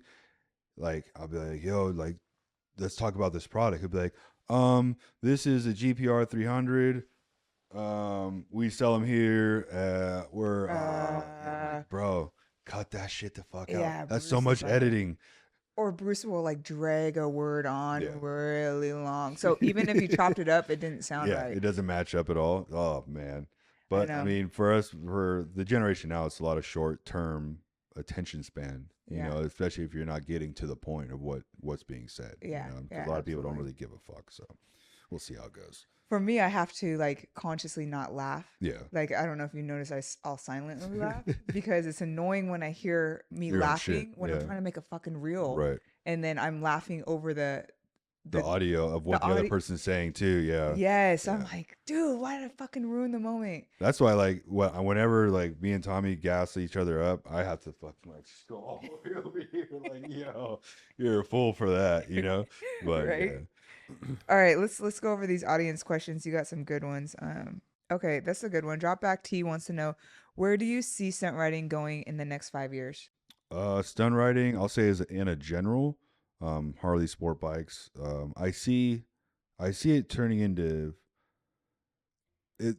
I don't see it ever going to X Games mode as far as being a like FMX. You see what I'm saying? I see it always just being a passion and a hobby. I don't see it going mainstream. I don't see it going anywhere like that. I would love to, you know, but I don't see it ever going that way because we're not very marketable as far as sport bikes, you know, like we're dangerous. And I think if we were to stick to the parking lot and not be in the streets endangering the public and other people involved, I think we would have a better shot at becoming mainstream if everybody was a lot rider, because of tricks and how it's a controlled environment. You know, nobody else is getting hurt. Nobody's hurting our body but our body. You know, so I think that if we were to stick to strictly lots, I think that we would have a lot more potential as far as being in an X Games bracket or style. But as long as the streets are alive, and they will always be alive, I don't see us being any type of mainstream, you know. Well, how did the like car racing and drifting go mainstream? Because there's hundreds of thousands of dollars involved in that. With sport bikes, Could it be Harleys then that are going to break through that gap? Harleys could. I could see Harleys doing it. I mean, they're pretty much close to being there. They're already doing, the shows at like the AMA races, all the Daytona Bike Weeks, stuff like that, all the Harley dealerships. But like we talked about earlier, the judging, that's having some, I don't know who a famous person is, like, so let's say Keanu Reeves. He's a very active motorcycle rider and he loves the Indians and he has his own motorcycle company also. But having him coming out and judging a competition, like, bro, you don't even know what we're doing. You see what I'm saying? So let me ask you this. How would you judge a competition? Or how would you pick to judge if we were to go to the X Games? What would be your, let's criteria? Say, yeah, what would be your criteria? What 4 things would you look for in picking a judge? Are you asking me? Yeah, I'm asking. What would you, what 3 to 4 people would you pick to judge an X Games level competition?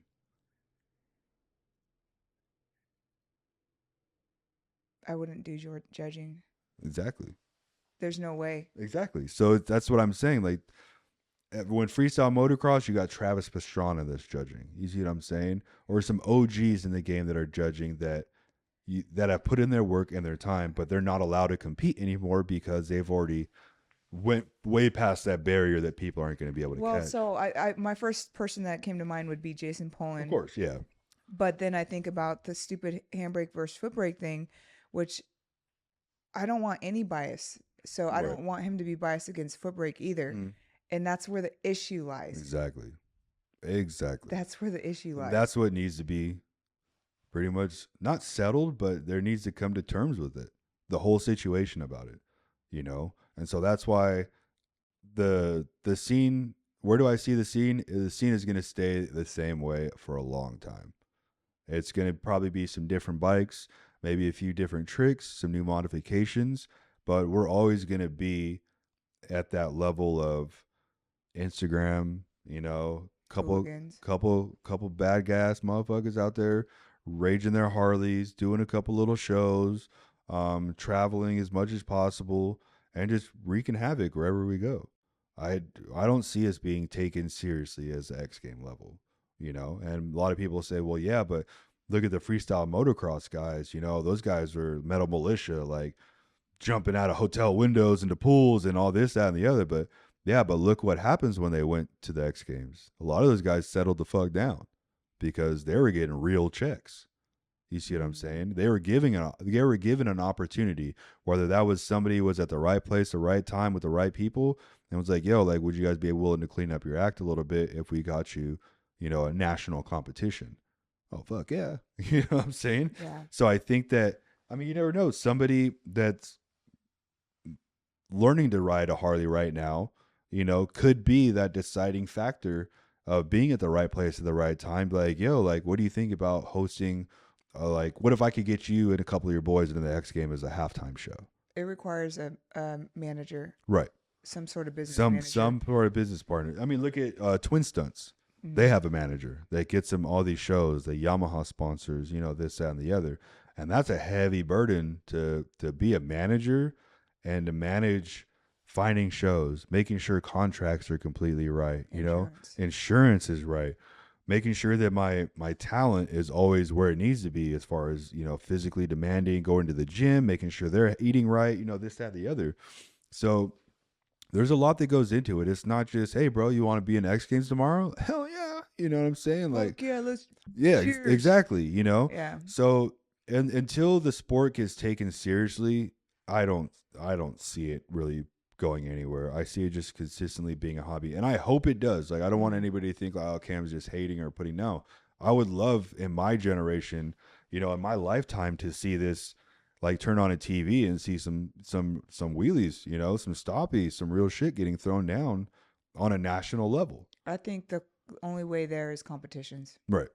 Period. Yeah, but look where it took the sport bike scene. Yeah. It took it pretty far. It did. And then just plateaued. it stopped. Yeah. Well, the competition stopped. Yeah, because of the money, There's and no that's money. there's no money in it. You know, all the money right now is invested in the Harleys because a lot of them are older riders. A lot of them are Well, we're talking retired, hundreds of thousands of dollars. millions. You know, Harley Davidson is a fucking $1 billion company. Oh yeah. You know, Huge. and Harley doesn't have to do anything. They just produce a bike, and we go out, we tweak it the fuck out, and go out and just try to kill ourselves on it. Mm-hmm. You know, so we are their marketing team.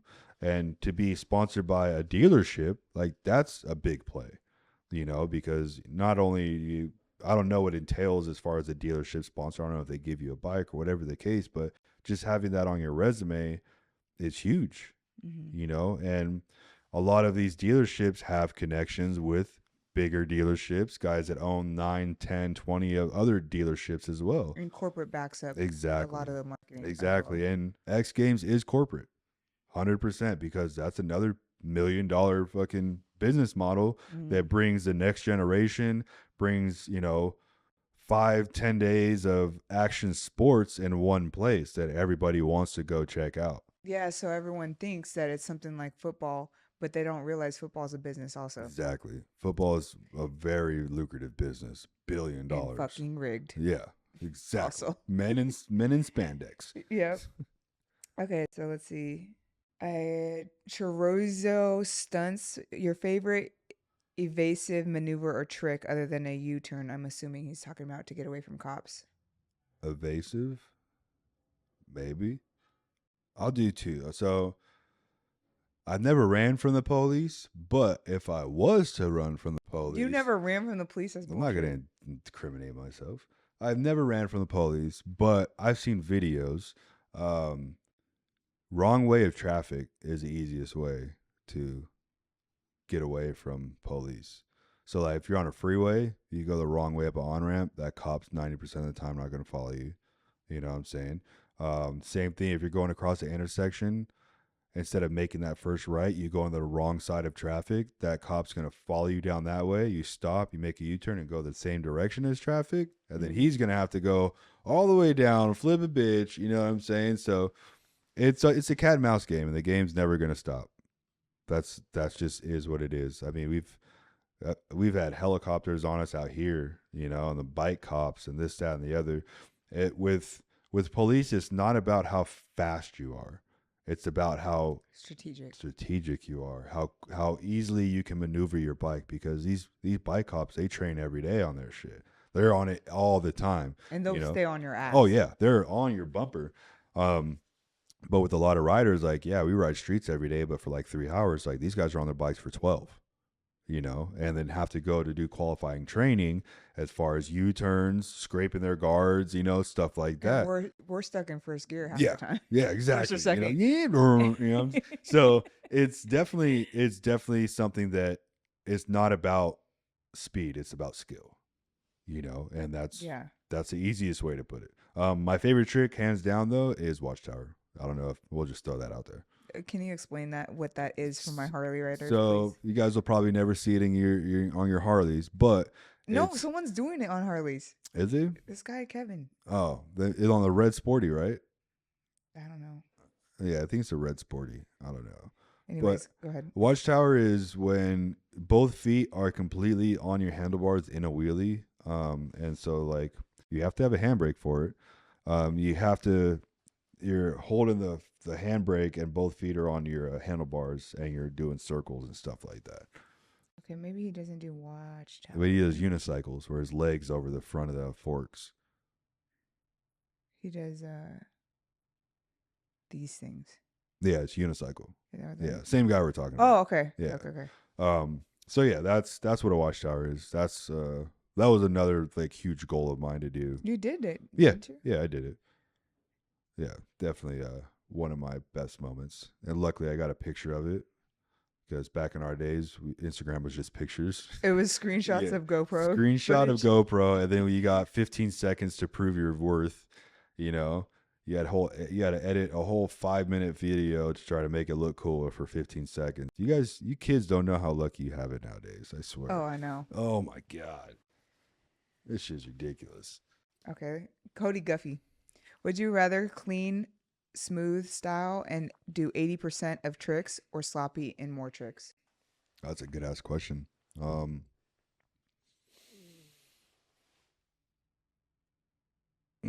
that's heavy. I like variety. I don't care how it gets done, honestly, but I like variety of tricks. I don't like seeing the same stuff all the time in the same run. So I would say option number two, even if it's sloppy. I don't. Really? Yeah, I don't really care. You don't like control, or you don't value control? I value control, but like if you look at, let's say Romain, right? Romain Jardinot. He, with his clutch control, it looks crazy, because the way he's shuffling his bike, he's going side to side, he's going figure eights, this, that, and the other.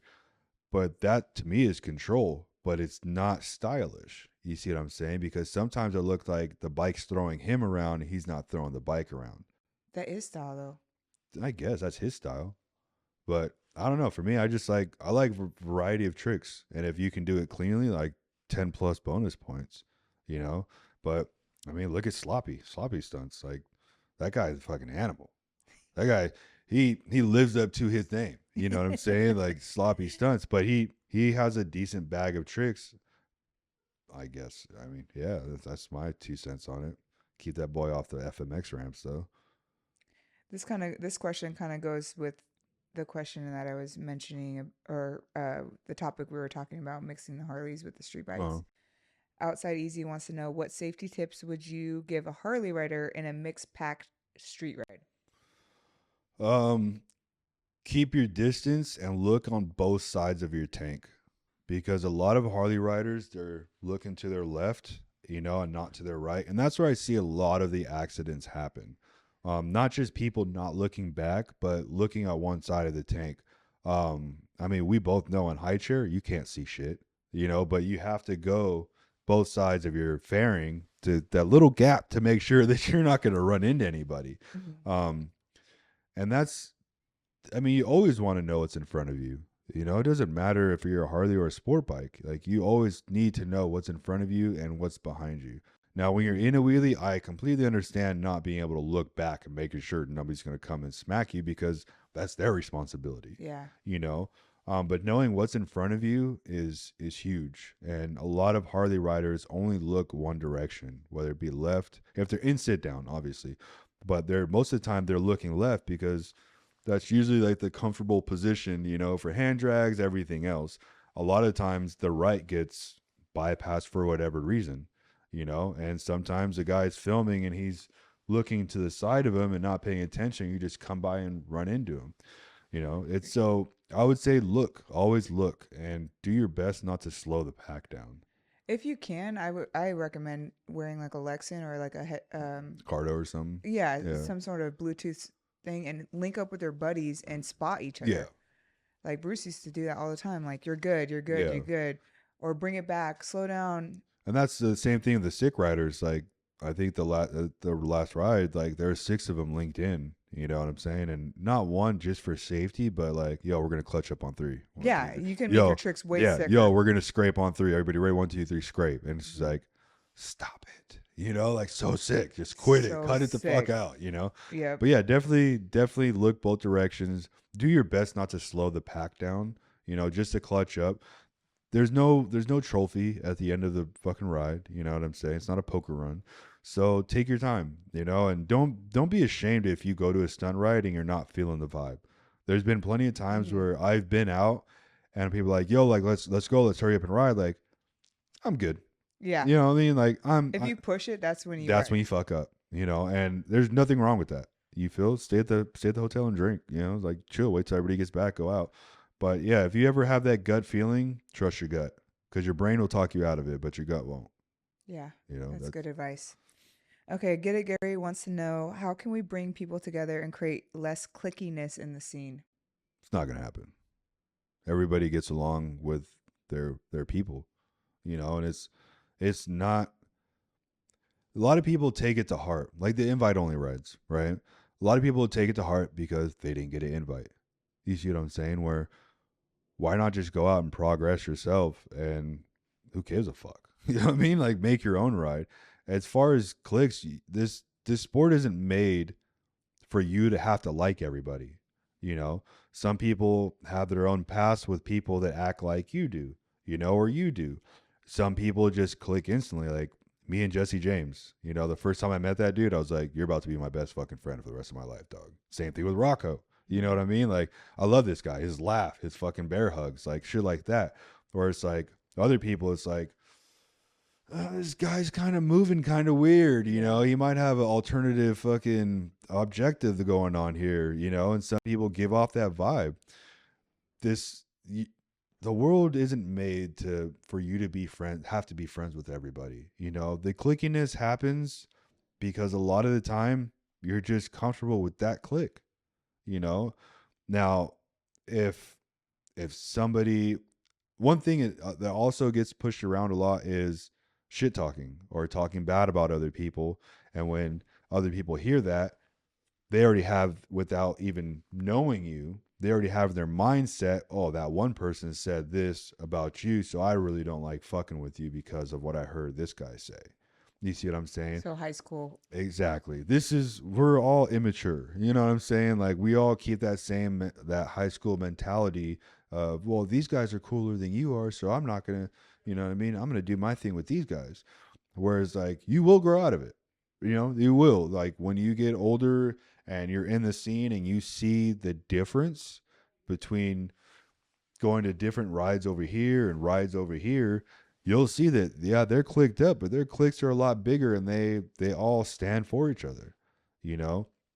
A lot of the clickiness also is what bike you ride, you know, whereas like the real people that don't give a fuck, like me, I'll go ride with anybody. I'll go to Daytona Bike Week and still know a lot of people and be like, yo, jump on the Harley. Like, nah, fuck you guys.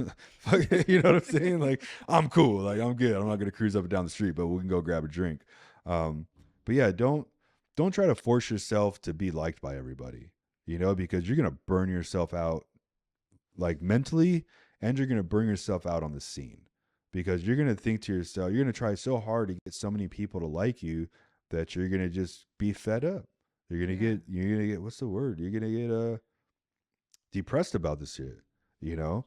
So yeah, man, like, you're gonna always draw the people that you're gonna attract the people that want nothing but the best for you. Honestly, is the way I see it. And as soon as they show you that they're in it for their own interests, without thinking of you or a way to help you, and vice versa, then so be it. You know, like you said, we're not here to make friends. We're here to ride and have a good time. The friends is the bonus points. Mm-hmm. The friends is the cherry on top. The lifelong friendship, the people that I call brothers, you know, like, that's a shit, that a bond that will never be broken, you know? And yeah, that's the way I see it. Just don't try to impress anybody. If it works, it works. You know what I'm saying? We're here to have a good time. I think you start feeling the clickiness more when you go through some drama within your own clique, and then you're kind of lost in the desert, so to speak, right? And you don't have a place in the scene. Mm-hmm. And that's happened to all of us. All of us have been there, and I think you just can't give up. I see so many people literally sell their bikes and quit because of it. Same thing for me. A long time ago, like when I first got into the scene, before I got into WCC or any of that shit, I was with a chick and we were together for like 4 years, and like I was gonna propose to her and all that kind of shit. And then the stunt rider, I was thinking of him as my mentor. He lived down the street from me. He's a good rider. Would always invite me to the lot to hang out, this, that, and the other. His bike caught on fire and I fixed it for him for free. You know, his whole wire harness, everything. So that girl, like, she ended up buying a 636 and she would go out and ride. And one day I got a phone call from a random number, and it was the stunt rider's wife. And she was like, yo, just so you know, like, your girl has been smashing my husband. And I was like, what? She was like, yeah. She was, I can show you all the pictures, everything. Like, she's over at the house right now. I was like, no fucking way. Like, I was at work and I fucking got up from work, flew all the way to this fool's house. Like, I was on my bike smashing. Pulled up to the house and she wasn't there. His son was there. I was like, yo, is this chick over here? He's like, yeah, she just left. I was like, perfect. perfect, you know. So speed up, you know, like a couple weeks later, I broke up with the girl and I never saw the dude, like never, until one day I went to the lot and he was there with her. And I was like, I want to kill the dude, you know. And Bulo was with me at the time, and Bulo was like, look, man, just telling the guy, like, yo, just pack him and leave, bro. Like, I was hot headed. I was going to the gym. I think I was doing steroids at the time too. So like, I was big. Um, so the guy ended up leaving, and like, I thought to myself, like, why would I want to Why would I want to stay in this sport to see that? You know, like I don't even want to ride in my own city because I don't want to see her happy with him. Like it really made me want to quit. And then I thought to myself, like, nah, I'm going to make it so this guy has no choice but to see me fucking shine. You know what I'm saying? Like, I want this fool to, every time he opens up Facebook, Instagram, anything, I pop up because somebody's sharing my shit, you know? And that's what I did. So you let it be a fire under your Yeah, ass 100%. versus let it. Yeah. And I thank him for that because I wouldn't be where I'm at without that motivation. You see what I'm saying? Yeah. And like, yeah, that's always been my thing. Like, yo, why haven't you quit? Because I want this guy to fucking feel like a piece of shit every time he opens his shit. And he's now just starting to come out, like back out into the scene. So I have something deep about that because I just heard this quote from Jordan Peterson, and he basically, it's very, very deep, but I'll dumb it down for all of us. Basically, what he says is, sometimes you'll wonder, like, why is this happening to me, or why is this bad situation happening to me? Why would God do this to me? And he says maybe it's because without bad, you can never reach the level of good Right. that wouldn't be able to be reached unless that negative thing happened to you. So maybe you were okay being right here, and then this bad thing happens, and you say, "Fuck that." Yeah, I'm leveling the fuck up. I'm loving the fuck up. But without that negative thing that happened in your life, you would never level up to that level of good in your life. No, I 100% agree with that. And I'm a big, firm believer in if you ask for something, you have to work for it, you know? And I worked for it. I worked my ass off to get where I wanted to be, or where I'm at now, you know, as far as having to reach all my stunt goals, starting a little, you know, business wise, doing podcasts and having a career, my own place, you know, and everything that male my age should have, you know. And whereas now is like I can focus on having a family and starting the next generation of, you know, Harley haters like myself. But you know, like that's my next goal is you honestly start a family. That's what I want to do. And I've earned my name in the game. If I was to die tomorrow, I know that I did right by my community, you know. And I think a lot of people would say the same thing, that I've done a lot for the community. Well, you know, through Stunt News, people that have bought frames that have never got their frames. I've gotten people money back that send tanks out, don't get their tanks back. Like, I call companies out. And I think that's one thing that without Stunt News, a lot of these companies would be getting away with just stealing money. You see what I'm saying? Because you got the platform. Because I have the platform and the voice and the history in the scene to be able to do like that. Right. You know, and it's funny because a lot of the followers think that I'm just a guy that has a ZX10 and doesn't even know how to ride an FRI. You know, because it's been 6 years since I've posted me on my bike, my FRI.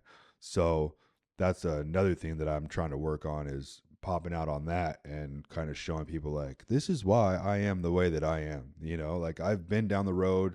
Anything that you guys are going through, I'm pretty much have been through, or I know somebody that has been gone through that. You see what I'm saying? Oh, absolutely. You lived a lifetime in your career. Yeah. Long enough to understand everything that I talk about in my podcast. Exactly. I know you have, because I try to explain and draw that out in people in a lot of my podcasts, because a lot of my listeners don't understand that there's an evolution and life to our career. Yeah, there is. You know? And the life in the career is one of those things that you have to figure out what direction you want it to go. You know, do you want to just keep it as a hobby and just ride on weekends or with the boys every once in a while? Do you want to try to make a couple bucks out of it? You know, do you want to try and travel with it? Do you want to do shows with it? Music videos? Do you want to get into SAG? You know, the Stunt Actors Guild. What do you want to do with it? You know, because you can go in so many directions. You can do whatever you want to do with these motorcycle stuff. And it doesn't have to just be Harleys, sport bikes, dirt bikes, e-bikes, Groms. You know what I mean? There's so many aspects of motorcycles and directions you can go with it that it's an endless possibility of what you want to do. You know, and I've had every freaking bike. I've had trials bikes. I've had everything, but the sport bikes have always had my heart, you know, and that's my niche. Yeah. You know what I'm saying? I stuck with it. So. Yeah, that's so dope. Yeah. So where are you going with Stunt News from here? You're starting a family, or you're wanting to start I a wanted family? to. I would love to hire like a PR, you know, or somebody that has like marketing ability, to do like a 60-40 type deal. So that way they could be in charge 60% of it, and I can just kind of sit back and still have my input on what goes on. But I would love for it to continue to inspire, motivate, and progress a sport and open up people's eyes to keep everybody safe, honestly. Um, but yeah, I would love to step away from it and kind of focus on some other shit, get back to writing, you know, for fun. Um, that way I don't have to try to think of topics or reply to DMs or It's a comments. lot of work. It is. You know, a lot of people, you know, we want to make millions of dollars off Instagram. It's fun until you're sitting on your phone like this the whole damn time and you're not even communicating with the people, you know, you're not even there. Oh, absolutely. You know, and that's one thing that I noticed, like when I would be out traveling and with people that I only get to see maybe once, twice a year if I'm lucky, but the whole time we're out, like I'm just staring at my phone. I'm not You're making, working. yeah, I'm not making memories. Like it's cool, like it's awesome to have that platform, be able to do that, but I would definitely trade my time with the people I care about over the phone any day. You know, like I would love to throw the phone out and just never have to fucking worry about it. Yeah. You see what I'm saying? Because I love genuine connections with people and getting to know people and making memories with them. You know, and that's something that I learned through the stunt scene because we've lost a lot of fucking people. You know, and in I'm 37.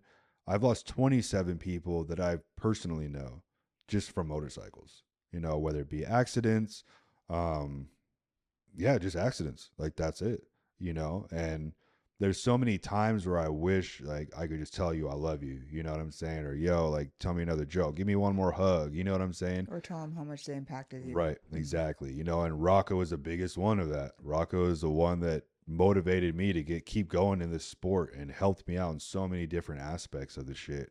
And Beacon, you know, another fucking party animal that would, yo, let's go where? Jamaica? I'm down, let's go. You know what I'm saying? So that's one thing that so many people, like back to the whole click topic, so many people are worried about a click when it's like, worry about some memories. You know what I'm saying? Like, yeah, if you got a click, fucking run that click. You know, make those memories with those people because you never know. You could be, yo, bro, I'm gonna go home. All right, cool. 30 minutes later, you get a fucking text message. You got hit by a drunk driver. You know, so you have to cherish the people that you surround yourself with, and if you don't, there's nothing.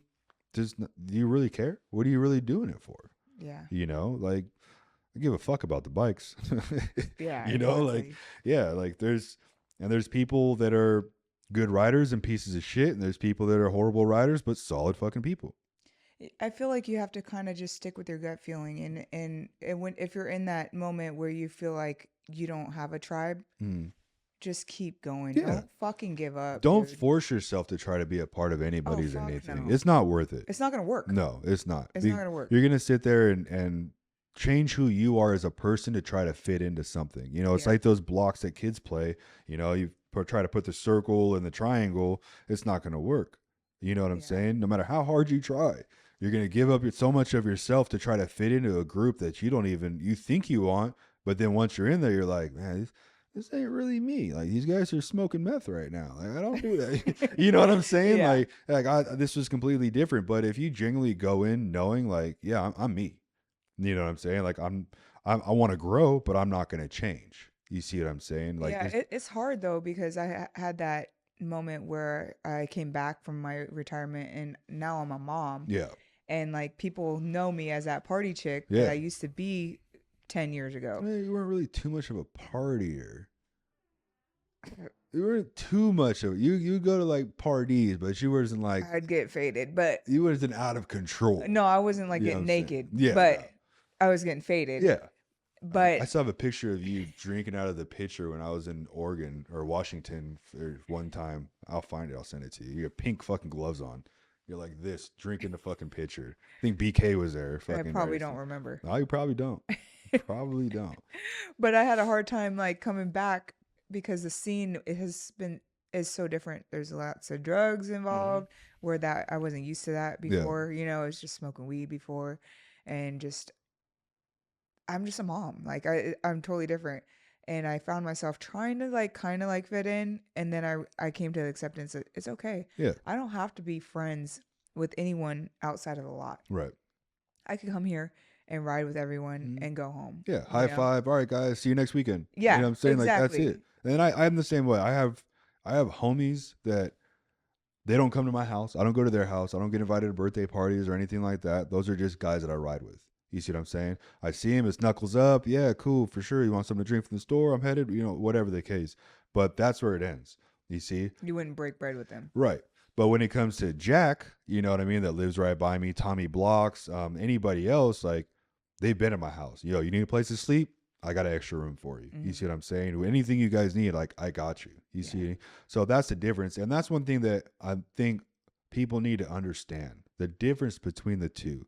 Just because you follow somebody for a long time and you see them, you may ride with them once a month, whatever the case, that doesn't mean you guys are locked in like that. You know, like, yo, you want to go grab some dinner after this and like chop it up? Because people are completely different off the bike. You see, like, yeah, like I said, you could be a great rider and still be a shitty fucking person. Yeah. But how you act, portray yourself off of that bike is what's going to decide if you're genuinely a good guy and people want to spend time and be around you or not, or you're just going to be that riding homie. And there's nothing wrong with either one of them. You see what I'm saying?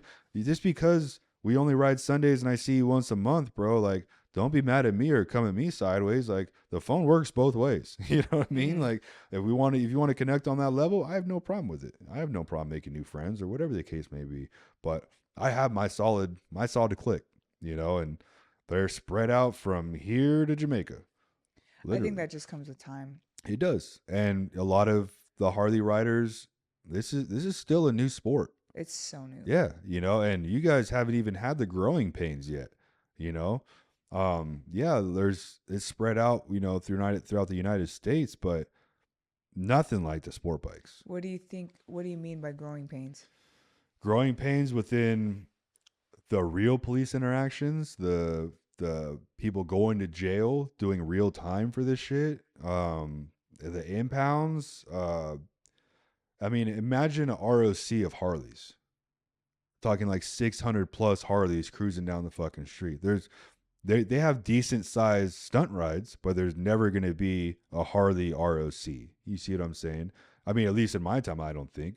But that's what I mean by growing pains. There's so much potential that the Harley riders have not tapped into because a lot of them didn't come from the sport bike scene. So, yeah, that's where I see it's still fresh. There's still a lot to be able to market, a lot to innovate within the sport. And that's why I say, yeah, it's just a lot of growing pains. There's still going to be so much more to come, you know? I see another dynamic that's different from the sport bike scene versus the Harley scene. And I noticed that a lot of the sport bike scene is for fun, and the Harleys is strictly business. Yeah, 100%. And that's why, like, a lot of guys get Groms. You know, they have a lot of fun on the Groms. Even like Hooligan, you know, like, he's like, man, I fucking love this thing so much. So I was like, yeah, because when you're on that, you feel like you're clocked in. You know what I'm saying? Like, yeah, I got to get this reel for Legends, or I got to do this for this. You know what I'm saying? Like, you have to have something to feed the beast. Because it's so expensive to ride. Exactly. So you want those sponsors to be happy. You want to make sure you get your hashtags, your tags, your invite collaborations. You want to make sure that you have all that to be able to keep feeding the beast. Yeah. You know, and like I said, there's nothing wrong with it. Everybody chooses to do what they want to do. It's still a young sport to be able to get into. It's just a lot of potential that's untapped, and a big market too, that's untapped, because it's Harleys. Like, it's not just, you know, 25-year-old kids on sport bikes. Like, you're talking 80-year-old people that have been riding Harleys since they started, and now they're seeing, oh, this is being done on a bagger. I could never. Oh, back in my day, you know what I'm saying? Just mind blown. So, yeah, the Harley has a greater potential of exposure and going further than the sport bikes ever could. I'm so curious to see where it's gonna go. Me too. Now it's just a waiting game to see who's gonna tap into that market. Who's gonna put their foot down and bet all on black and go for it. Yeah. On both sides, not just on the Harley riders aspect of it, but as a company's aspect, because that's a huge fucking gamble. Yeah. So yeah, it's interesting, very interesting. Well, this is a fucking dope ass conversation. I could probably go much longer. Probably could, but we should do this again. We could, yeah. I'm down. Like I said, I'm always down to come to AZ. It's only a 5-hour trip from Vegas, so it's not bad at all. Come out here, spend the weekend. Yeah, I should come to your little podcast. 100%. Yeah, you guys come out to Vegas. I know this guy would love to rip some streets out there, nice and smooth. Oh yeah, and good videos out there too, because it's always lit. It's so bright, the flashing lights and everything. Yeah. And the cops, they don't give a shit. Really? Yeah, they don't care. Damn. Yeah. Bruce barely riding the streets now. Yeah, but I mean, to go out, get a couple of shots, a quick run, you know what I'm saying? And not just like a whole hour-long ride with 20 people, but to go out and get some nice shots, like something like that, like with the stratosphere. Yeah, the stratosphere. Oh, that'd be sick. Yes. Sick. 100%. All right, dude. Let's do it. Let's do it. All right, for sure.